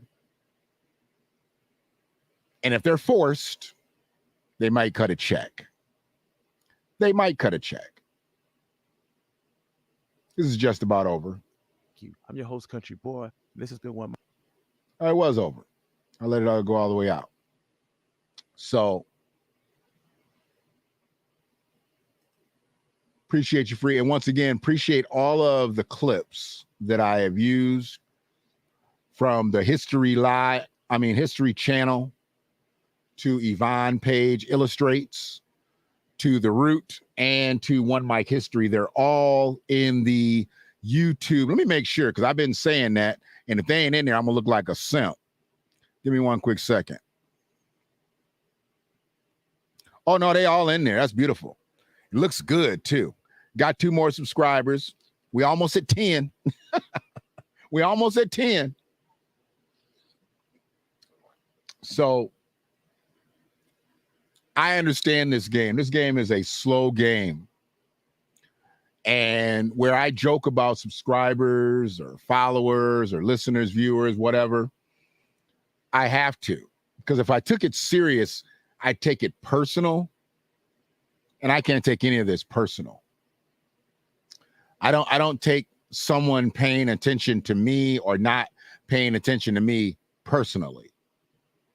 What I take personally is when people negate their responsibilities, because once you put yourself out there that you're doing something, you damn well better do it, because if you don't do it, that's when I take that personally. That's when I'm coming at your helmet. I need anybody to understand that's ever going to be up under the sound of my voice or read things that I write. When you read things that I write, I need you to read them that I'm not writing them from something that I take personal. I'm writing it because of someone's inability to be serious, to be sincere in their movements, to be truthful, to do what the fuck you said you were going to do. See, that's the problem. We've got too many people out here saying things and they don't do what they say they're going to do. I have a problem with that. Do I take it personally? No. I just speak on it with fervor and a little bit of profanity. I get it. Anybody that's this deep into the stream, I appreciate you. I respect you. Hour and 43 minutes in. Most people don't hang out this long, but today we got time. What they say, we got time today. You know what I'm saying? It's just saying in my mind that we got time. We got time today. And I know some people gonna get on here and they're gonna be like, ooh, I don't know who that is. I know that ain't who I think it is. It's me. It's me. And I'm coming from the Villager on Deck platform. So if you have not subscribed, which I know all y'all ain't subscribed. There's only 9 subscribers right now to the Villager on Deck platform. Subscribe to that YouTube channel. I just got a hit from my brother who's got some merchandise and things like that he's going to want me to promote from the Villager on Deck, because I already told you I'm still coming from an American freedman perspective. I just can't come from that freedman media platform. But we're going to promote those products, American freedmen made, American freedmen marketed, American freedmen products. We're putting all that together to support the platform, to support another entrepreneur out here doing his thing. I got to do things like that. I got to help somebody else grow, just like somebody has helped me grow before. See, I'm not out here thinking or acting as if no one's ever helped me get a foot in the door, because plenty of people have helped me get a foot in the door. And I appreciate them for all of that. And I try to always pay it forward. Okay. You got 10 subscribers and glad to be here, brother. Appreciate you. Appreciate you, Tyrone. So I got 10. All right, I'm double. You know, maybe that's a weird algorithm shift that it won't allow me to see that, because I just clicked it right before you said that. Hold on one second. Maybe I just got the 10th one. I don't know who it is, but maybe I just got the 10th one. I can see some people when they subscribe, but everybody I can't see. Hold on one second. Oh yeah, I got another subscriber. Okay, yep. Okay, so when we got that there, go to the page, bam. Oh, I'm showing 10. All right, I'm showing 10. Beautiful, appreciate you, Brother Tyrone. Willie West came out of Philadelphia as a police chief during the 1985 air bombing of MOVE 1992. City officials of Los Angeles brought Willie West to LA as AKA Puppet. Oh, man. So Willie West was a coon. Oh, man. Damn, Willie. You know, see, I know a lot of good Willies, too. That's the thing. I know a lot of good Willies. All right? I ain't even gonna lie. I can't say that all Willies are clowns. I can't say that all Willies are cooning. I can't say that. But when you got a name, Willie, when your name is Willie and you turned out to be a raccoon, damn. Really just like living with that stereotype, huh, Willie? Huh, Willie? I mean, why would you have to be a coon if your name is Willie? How come your name just couldn't be like Paul? Hope I ain't got no Pauls in here. I ain't got any Pauls in here. I mean, how come you just couldn't have a generic name? You know, you just couldn't have a generic name. Your name had to be Willie, and you had to be a coon. Well, this person's name ain't Willie, but maybe it could have been like Willona. I'm not going to sit here and say I'm going to do something that's only going to benefit Black people. No. That's in the spirit of Willie. That's in the spirit of Willie right there. That was our vice president, our first Black woman vice president, our first Black woman vice president, who is now one of the most influential Asians in the world. People be thinking I'm joking about that. Kamala Harris was nominated as one of the most influential Asians in the world after being named the first Black woman vice president. It wasn't a shock to me. It wasn't a shock to me at all. And my thing was, for people who it was a shock for, I'm like, what was y'all watching during the campaign? She never gave any idea that she had y'all back. I mean, well before she said this. Well before she said this. I'm not going to sit here and say I'm going to do something that's only going to benefit Black people. No. You know, well before she said that, she had basically shown you that she was not going to be about you and your problems. She was not going to be sympathetic to you and your problems. Okay? She was not going to be sympathetic, empathetic, none of that. She just let people know right up front, I'm not going to do anything that's only going to benefit black people. And at that point, her campaign pretty much was already in the shitter. You saw me, I hit that high note free. I can still hit that high note every now and then. Willie D. Now, Willie D will step off his mark sometimes too. Sometimes I got to give Willie the coon train vote. Willie D gets the coon train vote sometimes. I mean, you know, he's been thorough through the years, but every now and then Willie jumps off the train. Willie jumps off the train, goes to get him some butter biscuits, and then jumps back on the train because you got to be fast. You got to be fast if you out here cooning. Your name is Willie, so he can jump off the train, go get him some butter biscuits, and then jump back on the train and not miss a beat. Not miss a beat. It is what it is, man. It is what it is. So, oh, you don't want me to, you know what? Here, hold on a second. I got something for you. I already told you I got time today. Hold on a second. I just saw it, and I should have played it when I saw it. Here you go. You want to ski wee up in here? You go ahead and ski wee.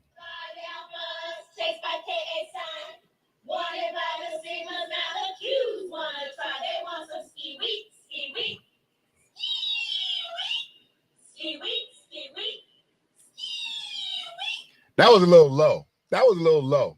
Here, let's get it again. There we go. Sing, girl. Wanted by the stigmas, now the Q's want to try. They want some ski week, ski week. Ski week, ski week. Ski week. Look, let me tell you. I've made a mockery so many times of the ski wees. I done had AKAs coming to me from all angles, but a lot of them now, they understand why I was the way I was, and the way I am, the way I'm going to be, the way I'm going to be. What'd you say, Brother Michael? Willie became the LA police chief in the aftermath of the 1992 rebellion, and he was a sympath. Oh, my God. That's who they brought in after the uprising, after black folks got pissed off? They brought Willie in to simmer it down. They're like, Willie, we need you to go over there and calm them niggas down. They over there tearing up LA. Willie, get over there. That's what happened. They brought Willie in to subdue the melee. He was like, we got to stop this fracas. Brother Keith, I already told you, you done delve into some information and a little bit of silliness and a tad bit of pettiness. A tad bit of pettiness. Maybe a little bit more pettiness. Maybe a little bit more than a little bit. Oh, yes, sir. Yeah, they brought Willie in to calm down the Negroes. You're like, Willie, you understand your people. Go over there and talk to your people, Willie. You understand your people. You speak that bro language to him. Go over there and talk that nigga talk, Willie. And y'all got him up out the pain and foe. I like it. An election cycle shouldn't turn if you got somebody in office that ain't doing right by your people. If your people ain't getting done right by, we'll see you next election. Do us right this time, or you'll only do us right one time. That's what the motto should be. Do it right this time, or you'll only do it one time. I can't get my people to be stuck on that in this area. We want to just vote blue no matter who. That's why I call them the vote blue no matter who jigaboos. I'm not voting blue no matter who. I don't care if your mama is running. If she's not going to advocate for my people and advocate for my interests, your mama ain't getting voted in. How about that? Now, tell her and tell your daddy. I don't care. That's where I'm at with it. If you're not advocating for my people, why would I give you my vote? Because that means I'm advocating for you. That means I'm standing up for you the way you're supposed to be standing up for me.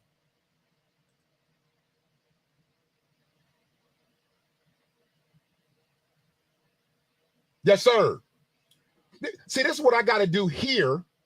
This is what I got to do here. This is my platform, brother. But see, tomorrow, I can't just be up in here at 6:30 tomorrow. I got to be here, brother.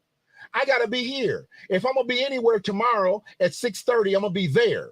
Because I can talk that talk on here, but I got to get out for the community tomorrow. We got black educators sitting on the bench because they stood up. Because they stood up. We have black soldiers because they stood up, they got forgotten. Now we got black educators in my territory, stood up, now they on the sidelines. What's going to happen next? They're going to forget her. They're going to try to forget her. That's why we need everybody on deck tomorrow, Tuesday, May 30th at 6:30, 1885 Packard Road.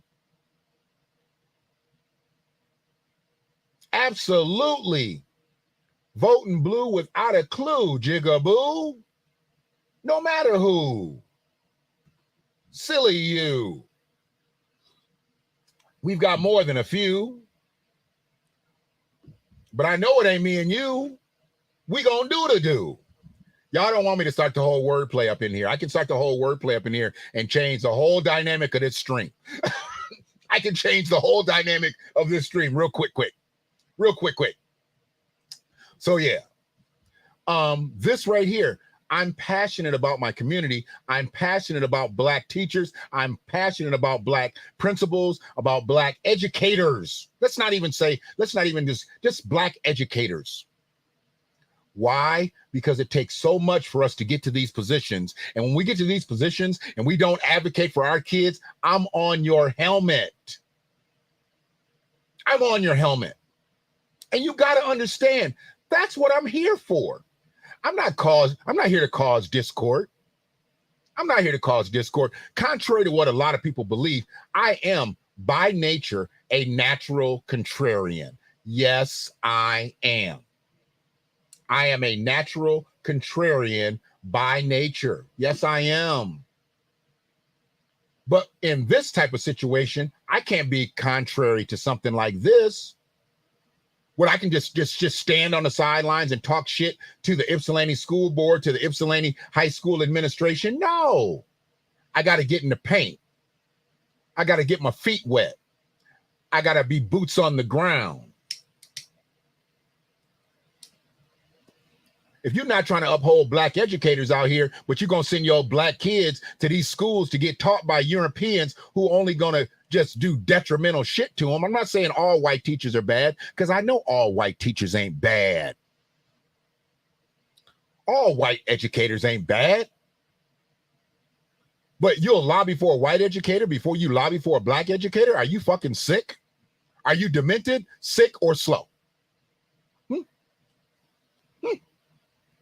Are you sick, demented, or slow? I need to know. I need to know what you are. Please don't make me dig Gregory Yaw up in here. Huh? I will dig Gregory Yaw up in here today. Come on now. Huh?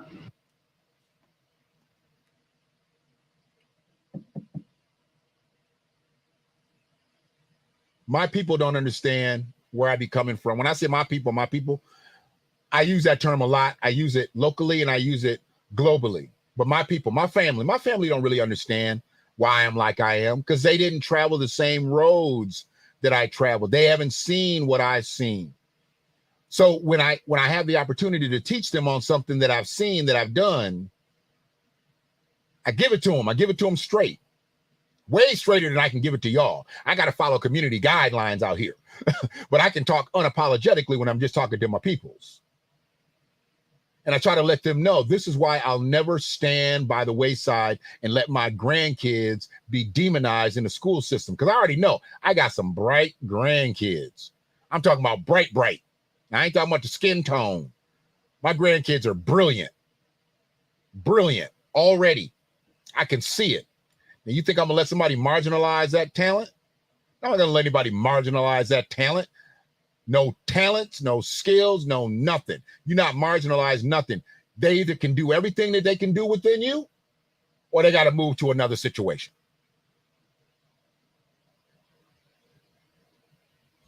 What'd you say there, Brother Keith? Very important session. Unfortunately, I'm in PA. Salute to Grand Rapids, Michigan. Used to live there 3 years ago. Yes, sir. The GR. Stayed at the Amway Grand several times. Used to go up there for football conferences and sales conferences and whatnot. Love GR. What's that? What's that? 28th Street? That's a real busy street in Grand Rapids, I believe. 28th Street. We did everything along 28th Street. We ate, went to the strip clubs. Well, you know, they went to the strip clubs. I didn't have nothing to do with that. But anyway, I'm on it, brother. Keep trying to tell you, I'm on it. I'm on it. So, yes, sir. As a former vocational teacher, your advocacy for Black educators means a lot to Black American freedmen teachers. I would hope so, brother Michael. I would hope so. But see, some people don't get why I'm coming at the people the way I'm coming at them, but it's because once you take an educator that looks just like us out of the classroom, that advocates for us, you are taking the kids out of the classroom. You are taking the kids out of the classroom. You might not be physically taking them out of the classroom, but if you take their spirit out of the classroom, before long, you're going to take them physically out of the classroom. And many kids said, main reason they even went to school at all was because of that teacher. And she was a teacher of an elective course. She is a choir teacher. It's not a core course. But for some of these kids, it was just as important. It was just as influential. And that's a problem with me. That's a problem. The fact that you picked up on that too, I said his name, but a lot of people don't pick up on what that is right now. A lot of people don't pick up on that. They don't understand that. But I'm glad you did, brother. Yes, sir. I'm glad you did. So I've been up in here 2 hours, man, and I appreciate y'all. I appreciate y'all hanging in here with me. Hopefully the information has been thorough. You know, I know there's some brothers out here doing it with way more depth, and they got way more researchers, and they got people who doing research and forum. But I do all this stuff on my own, and I'm kicking everything. I'm kicking off the dome. I haven't read anything. I don't read anything during this because I pride myself in letting my mind be lucid.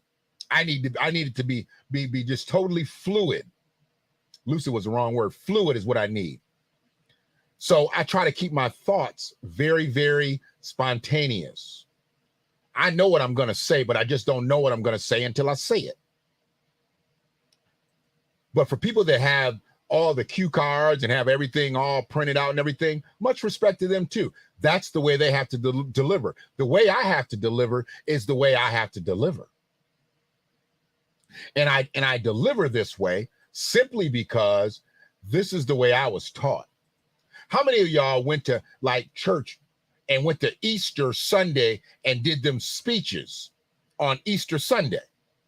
See, I remember doing speeches on Easter Sunday back in the day. And you had to memorize your speech on Easter Sunday. And I remember memorizing my speech. My speeches used to be long too, man. My speeches used to be long. They used to have them cut out. They used to have them cut out. Remember them little speeches? They used to be like that big, right? I'd always get a speech that was like this. Not because I wanted that speech. My grandmother would do that to me. My grandmother would do that to me. Appreciate you. Appreciate you, Brother Michael. Absolutely. That makes kids get up and go to school because they have favorite educators.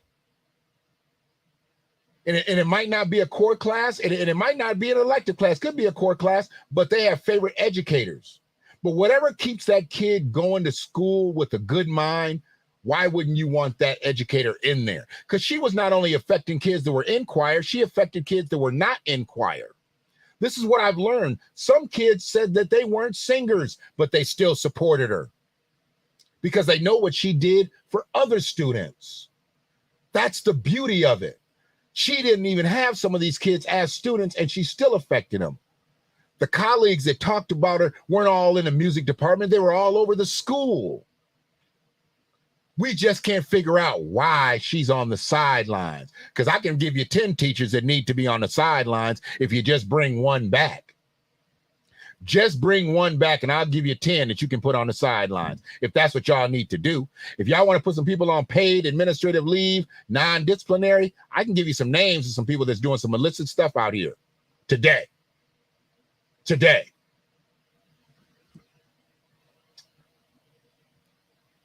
Absolutely. And I feel so much better. Brother Michael brought this up one day. I feel so much better. You know, I'm on this journey of not having flesh products in my system for over 400 days. My body feels different, of course. My body feels different.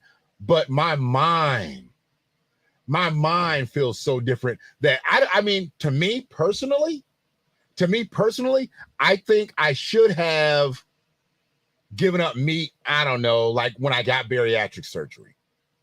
When I got bariatric surgery over 11 years ago, I probably should have given up meat then. I don't know where I'd be if I'd be 11 years in with no meat products. I don't know where I'd be. But I know where I'm at now, and it just ain't in my mind.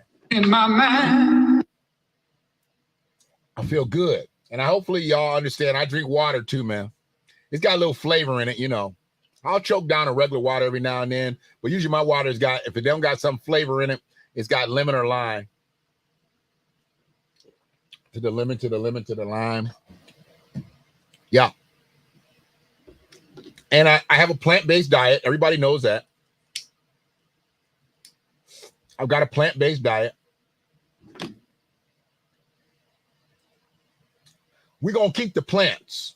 We're going to keep the plants got to keep flowing. So I need y'all to keep growing. I'm going to smoke hemp. I'm going to smoke cannabis. Okay. I'm going to smoke a little hemp with some cannabis. Okay. I'll do a little one-to-one. A little part cannabis, little part hemp. That's when that whole body feel comes along. Y'all say body high. I just say the body's good. I don't feel like my body's high. I feel like my body's just good.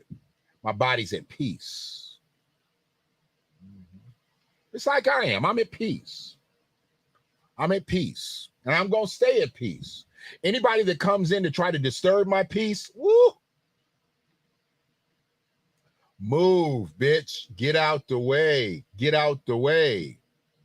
See, I just thought of that because I thought of disturbing the peace, ludicrous, move, bitch. That's the way things come to my mind. It just don't be in my mind. In my mind. Sometimes it's got to get out. Sometimes it's just got to get out. That's the way I think of stuff. It just comes up. That's why when I think of stuff and like, you know, I get the rhyming and this, that, and other. I'm not no rapper. I ain't never going to be a rapper. Okay. And y'all better be glad because I could have put some people out of work. The people that's out here rapping today, oh my goodness, I could put y'all out of work. I should just be a ghostwriter for somebody.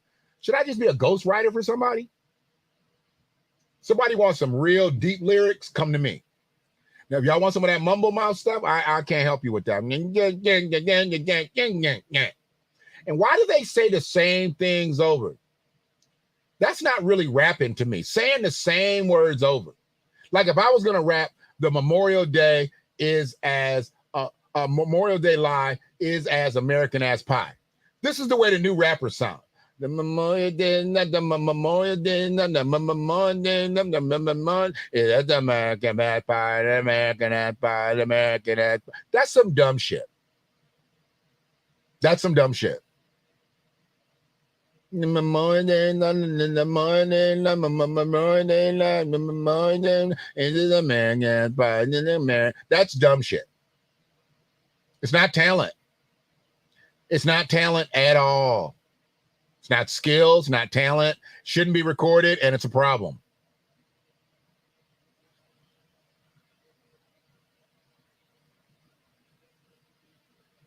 See? You keyed in, bro. You keyed in. So you got problems too. You got problems too, Keith.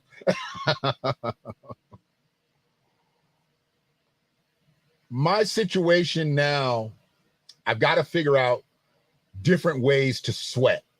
I'm not a gym rat, and I'll never be a gym rat. But I know that certain things help me more than others. Just getting out with the grandkids helps me because I'm walking. I need to get my step counter again on. You already knew where I was at with that, bro. Come on, man. Oh, yeah. I've never jumped off into sage, but I've been burning incense for years. And I burn incense. I mean, I learned that from the OGs back in the day. They'd have that little boat. And then you know, they put the incense in there and it would burn and then drop on the boat. I learned all that from the OGs back in the day, you know. And they was just keeping their mind right. And they was keeping the weed smell down too, I think. But you know, my situation is not really, I like to have a burning incense. I got a couple smells in here. I shouldn't say smells, aromas that I like, you know, besides the obvious, you know, I do like incense. But they say that sage, man, they say that sage is something else. I need to get that. I need to just like walk a bushel of sage around my house. I need to walk it around the house and then walk it outside the perimeter of the house to get away all the bad spirits. We ain't got really no bad spirits in the house, but I need to make sure nobody penetrates my fortress, right? You know. So we're gonna get into that.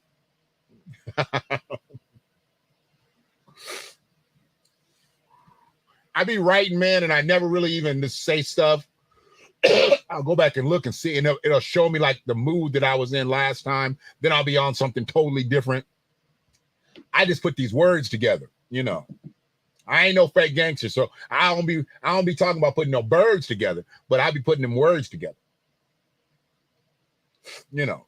Shout out to all the reformed dope dealers. You know, I know y'all did what y'all did when y'all was young, but hopefully you're not still doing the same thing in your 40s and 50s and 60s and 70s.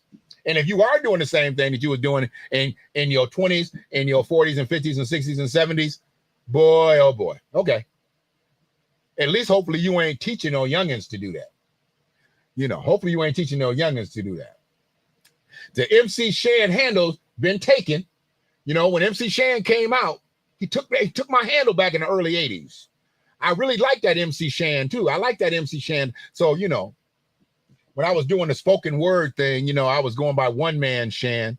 So if I ever do the spoken word thing again, I'll probably go by One Man Shan. You know, I'm a one-man band, so I just go by One Man Shan. That's all it is. You know. But yeah, I'm in a phase where I'm gonna kick my thoughts. Because my thoughts work, my thoughts run. Here's something. And most of y'all ain't never seen this before. I'm about to pull something up. Most of y'all ain't never seen before. Check this out. Most of y'all ain't never seen this. What you say there, Brother Michael? My pops had the incense in the whole, in the canoe, the little canoe for the ashes. Yep. OGs had it, man. OGs had it. They put us up on so much game when we were young. You were around people like that, man. That was beautiful.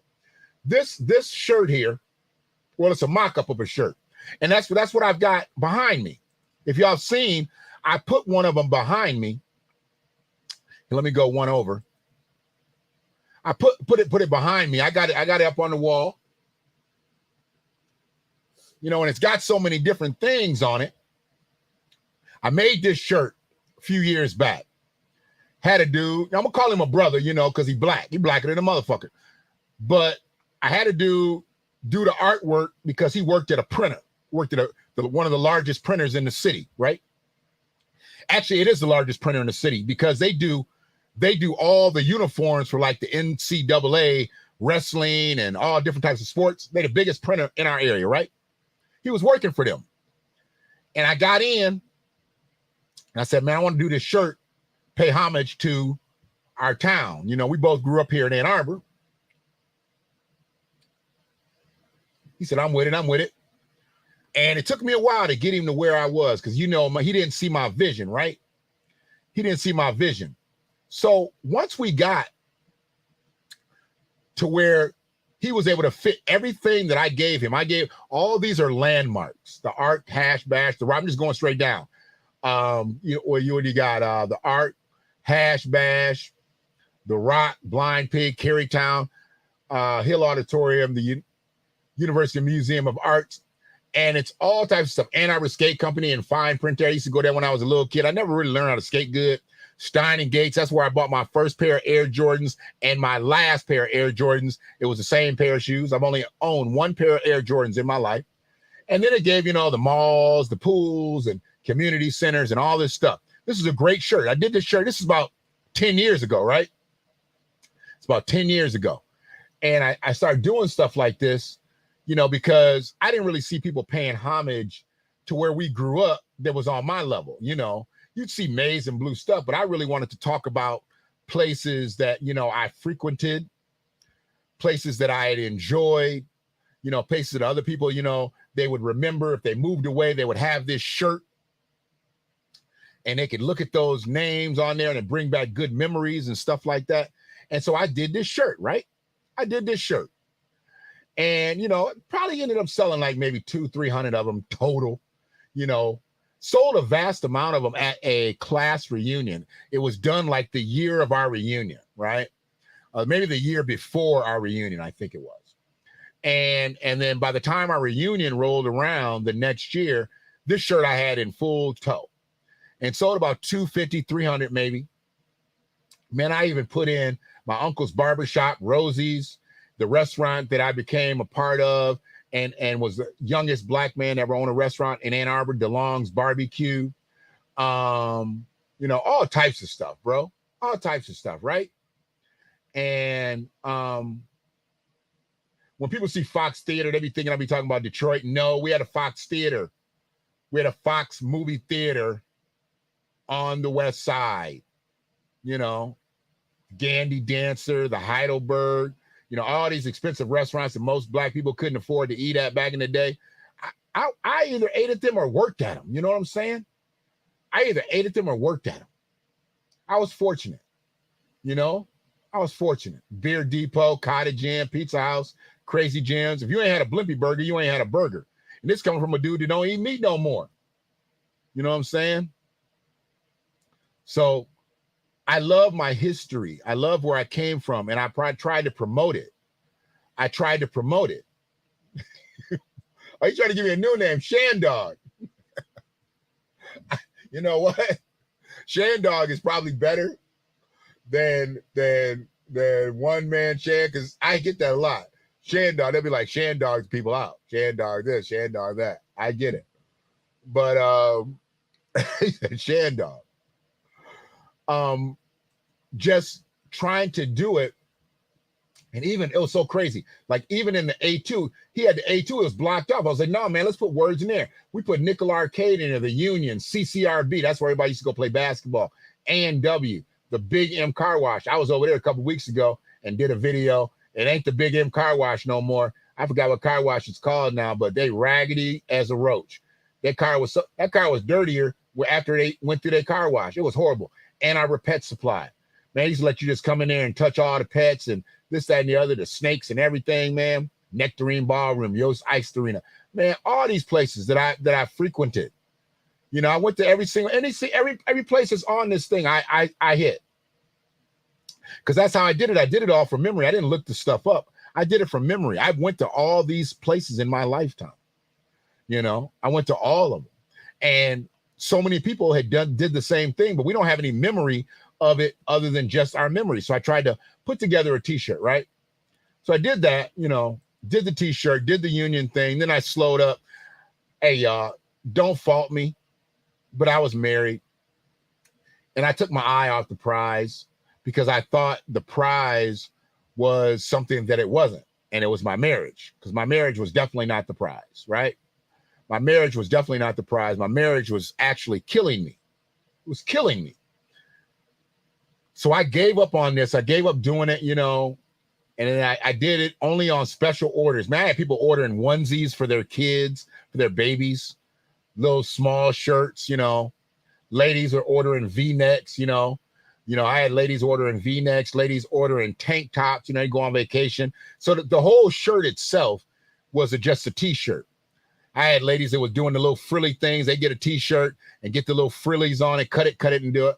Everybody was doing their thing with the shirt. And that was beautiful. I didn't care what they did with it after they got the shirt.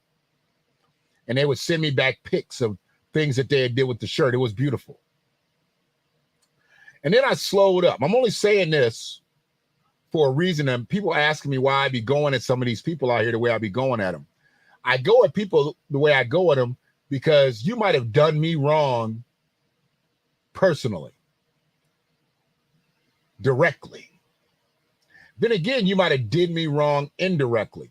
But I'm going at this situation because a person did me wrong directly. Because after I created the design, after I gave him the design to print, he ended up getting fired from his job. He ended up getting fired from his job at this place where we was making our money. I think he got fired because he was a drunk. I think he got fired because he was a drunk tyrant, because I knew he was a drunk tyrant. And I think he got up in there and they was like, oh, we don't need this. And somebody probably said one thing and another thing led to another thing. And they was like, you know what? Cut off his access. We getting him up out of here. Because they didn't know if he was going to go crazy or what. Because I didn't know if he was going to go crazy. Whenever I talk to him, sometimes he'd be so half in the bag. I'm like, dude, what's going on? And I'm not talking about like half in the bag, like, I'm talking about half in the bottle, the brown paper bag, right? All of a sudden, I start seeing this shirt promoted online. And I'm going to get out of here after this. So if you don't want to hang out for the rest of the Memorial Day message is technically over. But I'm going to shut it down in just a second. Start seeing this shirt promoted, my design. He obviously had emails and stuff like that, right? He obviously had that, right? He's trying to sell the shirt to people when he never sold any of the shirts. I sold the shirts. I did the marketing. He did the production. I did the sales and marketing. He did the production. Why? Because he specialized in production and artwork, and I specialized in sales. But here he is out here online trying to sell the shirt, the design, and I see it. What'd you say, Brother Michael? Michigan and Cali share the same blue and yellow colors. Wolverine, yep, we do. In LA neighborhood that I grew up in, gangsters called the Main Street Mafia sported the Michigan M. Wow. Word up. Word up. As much as I want to say go blue, would I be repping gang activity? I don't know, but go blue anyway. You know what I'm saying? If they protected the neighborhood, go blue. If they were terrorizers to the neighborhood, get the fuck out of here. But if they protected the neighborhood, go blue, because that's what gangs are really meant for. Street gangs, a lot of people don't know that. Maybe I should do a discussion on that. Have a talk about what street gangs were meant to be and what they are now. Because I think a lot of street gang activity now is bullshit. I think a lot of street gang activity is bullshit because I know how the street gangs got started and why they got started and what they've turned into now. It's not the same premise. But street gangs were meant to protect us. You know I'm right, Brother Michael. I'm gonna say go blue for the Main Street Mafia if they was for the people. But if it wasn't for the people, get the fuck out of here. So, yeah, man, he was trying to sell this shirt online, dude. And I was like, bro, what's up? I was like, you trying to move the shirt? They are. They really are, man. It's an unfortunate thing because I think with unification, they could be a part of the American freedmen movement, which is towards repair. And there could be a lot of benefit to being a collective. You in the street, I get it. But if you can service your community versus just serving up some dope, versus just serving up some criminality, you could be more beneficial to the American freedmen movement. Now, I know street gangs are with the Latinos, the Asians, the Arabs, the Indians. Everybody got gangs out here. Nobody's above having gangs. White folks got gangs. There's street gangs, white street gangs. We know this. Nobody talks about those. They don't talk about black on black crime. Y'all got to stop this gang violence out here. Got to stop all this gun violence. All this street gang gun violence. It's just you niggers. Nobody else. Come on, man. Black people just ain't fighting black people in street gangs. There's more Latinos fighting each other in street gangs than fighting black people. There's more whites fighting in street gangs than fighting black people. There's more Asians in street gangs fighting more than black people. It is what it is. People don't want to admit that because it skews the narrative. That's what this whole discussion was about. The Memorial Day lie is as American as pie. The narrative has been skewed, and that's why the unfreed men are not celebrated. Those graves in South Carolina are not celebrated. Only Arlington Cemetery. Gang truce during the 1992 rebellion was a great emergency, but it broken up by the cops and our ignorance to white supremacy. Yeah. The cops don't want gang violence to stop. They won't be able to be corrupt cops without gang violence. They gotta have the gangs going at each other. That's how they compromise us. And the system of white supremacy definitely needs gang violence. That's how they infiltrate. That's how they use us as tools of white supremacy. You could be an American freedman and be a tool of white supremacy, because you can never be a white supremacist. You ain't white. But the next best thing to a white supremacist is a tool. If you're going to be a master white supremacist, you got to have a tool. If you got to be a master electrician, what do you got? You got a tool belt. If you're going to be a master plumber, what do you got? You got a tool belt. Any master tradesman needs tools. And master white supremacists have tools of white supremacy. And a lot of times, unfortunately, those are compromised American freedmen. We're going to be talking more about them too. We call those handkerchief head Negroes. Handkerchief head Negroes. We're going to be talking about them. We got a few in Washtenaw County. Going to have to bring out a couple names. Yeah, we're going to have to drop a couple names. It's an unfortunate situation. It's an unfortunate situation. Yeah, we got a couple handkerchief head Negroes in Washtenaw County. And the only way you can prove to me that you're not a handkerchief head Negro is to show me that you're advocating for our people. Lip service don't work no more. Lip service don't work no more. As a man, I only like one kind of lip service anyway. I don't need no political lip service. Some of y'all like that political lip service. It makes y'all feel good. Makes y'all feel good. Makes y'all feel good like Halle Berry and Monsters Ball. No, but we're going to be talking about the handkerchief head Negroes because I know it's not in my mind. It's in other people's mind too. In my mind. Yeah. When y'all see me coming, y'all gonna see me coming. Y'all ain't gonna know exactly what to do. Because I'm gonna bring out people and you'll be like, ooh, I thought he was good with that dude. And I was probably good with that dude.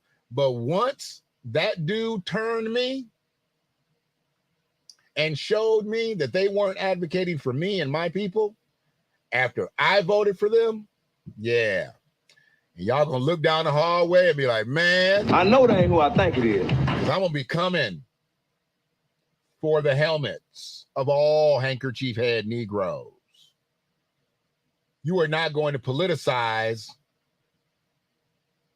and profitize off of us unless you are advocating for us anymore. Nobody. It's not happening. But I think about bringing this shirt out again. I've got a guy who says he can do it, and he actually said I can flip it a little bit. I like when they say flip it, because the youngin', when they say I can flip that, that means that they can do something different with it. So I'm going to take it to him. I'm going to take it to him and sit down and see what he can work with. If he can show me something that's better than what I had right here, I might do this. I might put it out here, man. Because I had this in these colors, in the maize and blue Michigan colors. Then I had it in the colors of Pioneer High School, which is my rival high school. And of course, the almighty forest green and old gold Huron River Rats. And I had them all going. People were selling them at the Pioneer reunion. I was selling them at the Huron reunion. I think I even made a couple of the blue and whites for the Skyline. Now, Skyline wasn't around when I was growing up, so I didn't venture there when I was growing up.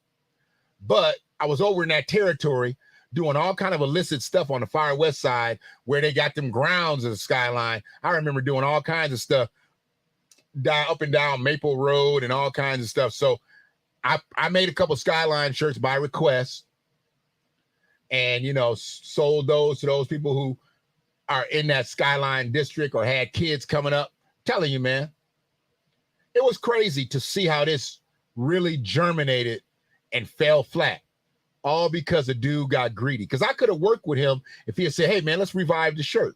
I'd been like, okay. No, he went out and tried to do the shirt on his own, flopped. I saw it. Once I saw it, I killed it. I was like, do I really want to do no cease and desist and all that craziness? You know, come on, dog. I mean, and he couldn't sell. That was the thing. He wasn't even marketing my product right. That's a bad thing you're gonna do is you ain't gonna market my product without my permission, but you definitely not gonna mismarket my product. You know what I'm saying? I'm like Denzel in American Gangster. I don't care what you call it. Put a chokehold on it, call it blue dog shit. Yeah, I don't care. But I just need to know about it. I just need to know about it. Don't cut my product. My product is 100% pure. When you get to cutting my product, you're messing with my good reputation.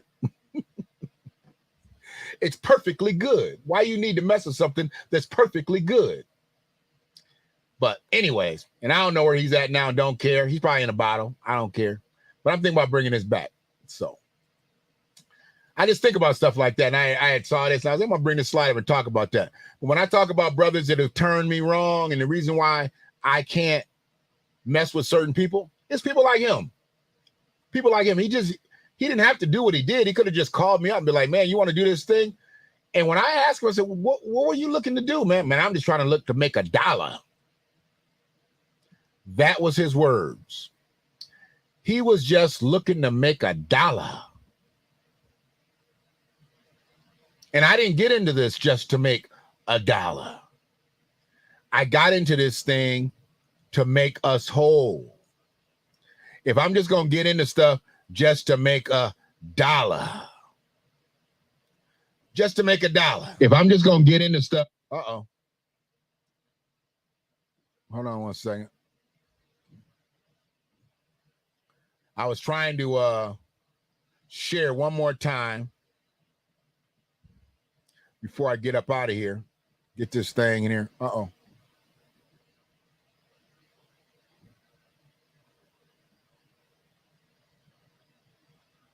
Live chat has moved.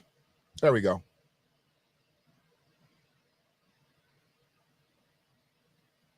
I'm hopefully putting this back in there again one more time before I get up out of here.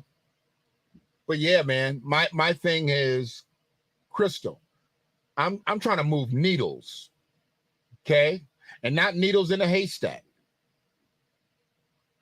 I'm trying to move our needle when I do something. If it's just about making $1, I'll sell everybody out here.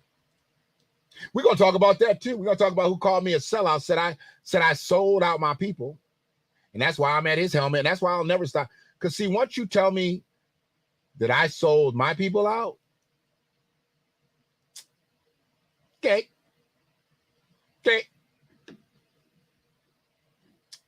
I'm not just privately, I'm publicly black. Some of y'all publicly black with conditions, with stipulations. Not me.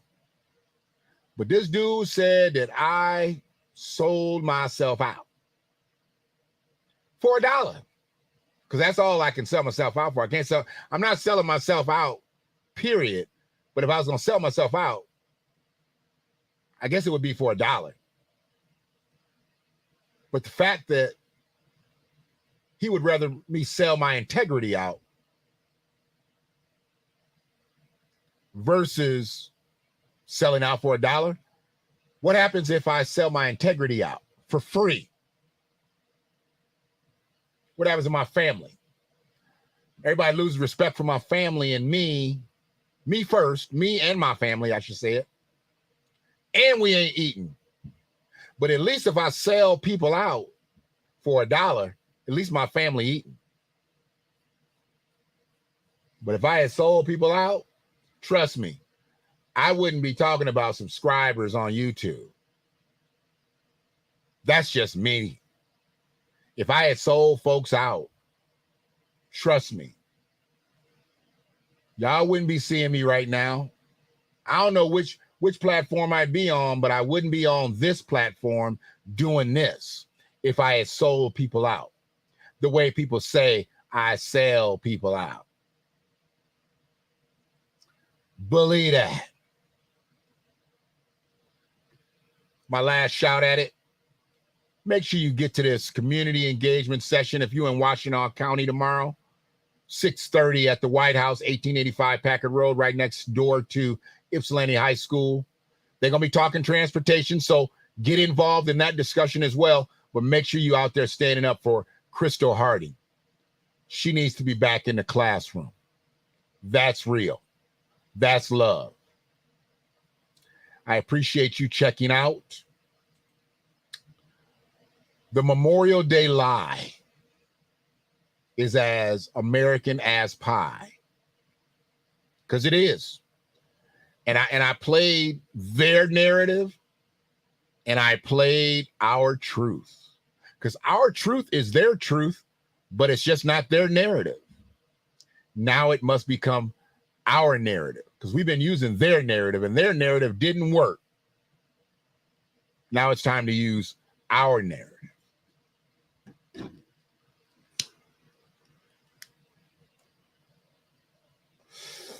Raymond, feeling well, we're going to see how you do it. And I'll get back at y'all. Peace and love. Subscribe to The Villager on Deck on YouTube. Subscribe to it on TikTok too. I'm going to put a TikTok video up today talking about this video.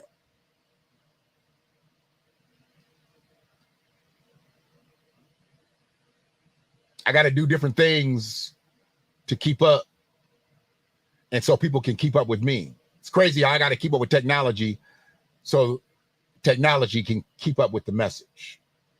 But it's all love. It's all good. And it's all the Villager. On deck.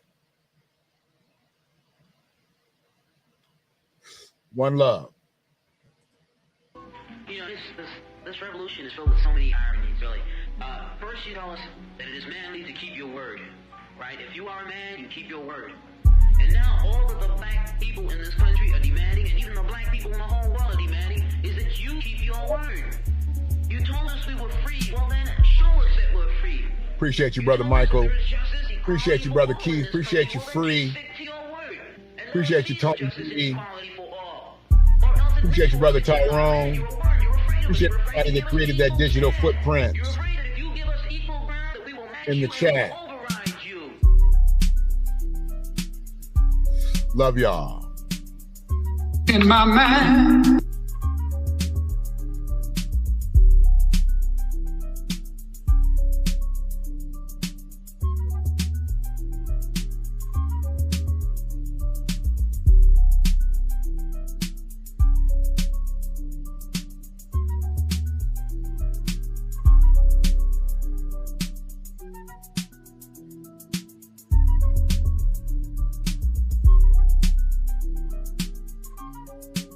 I know that ain't who I think it is.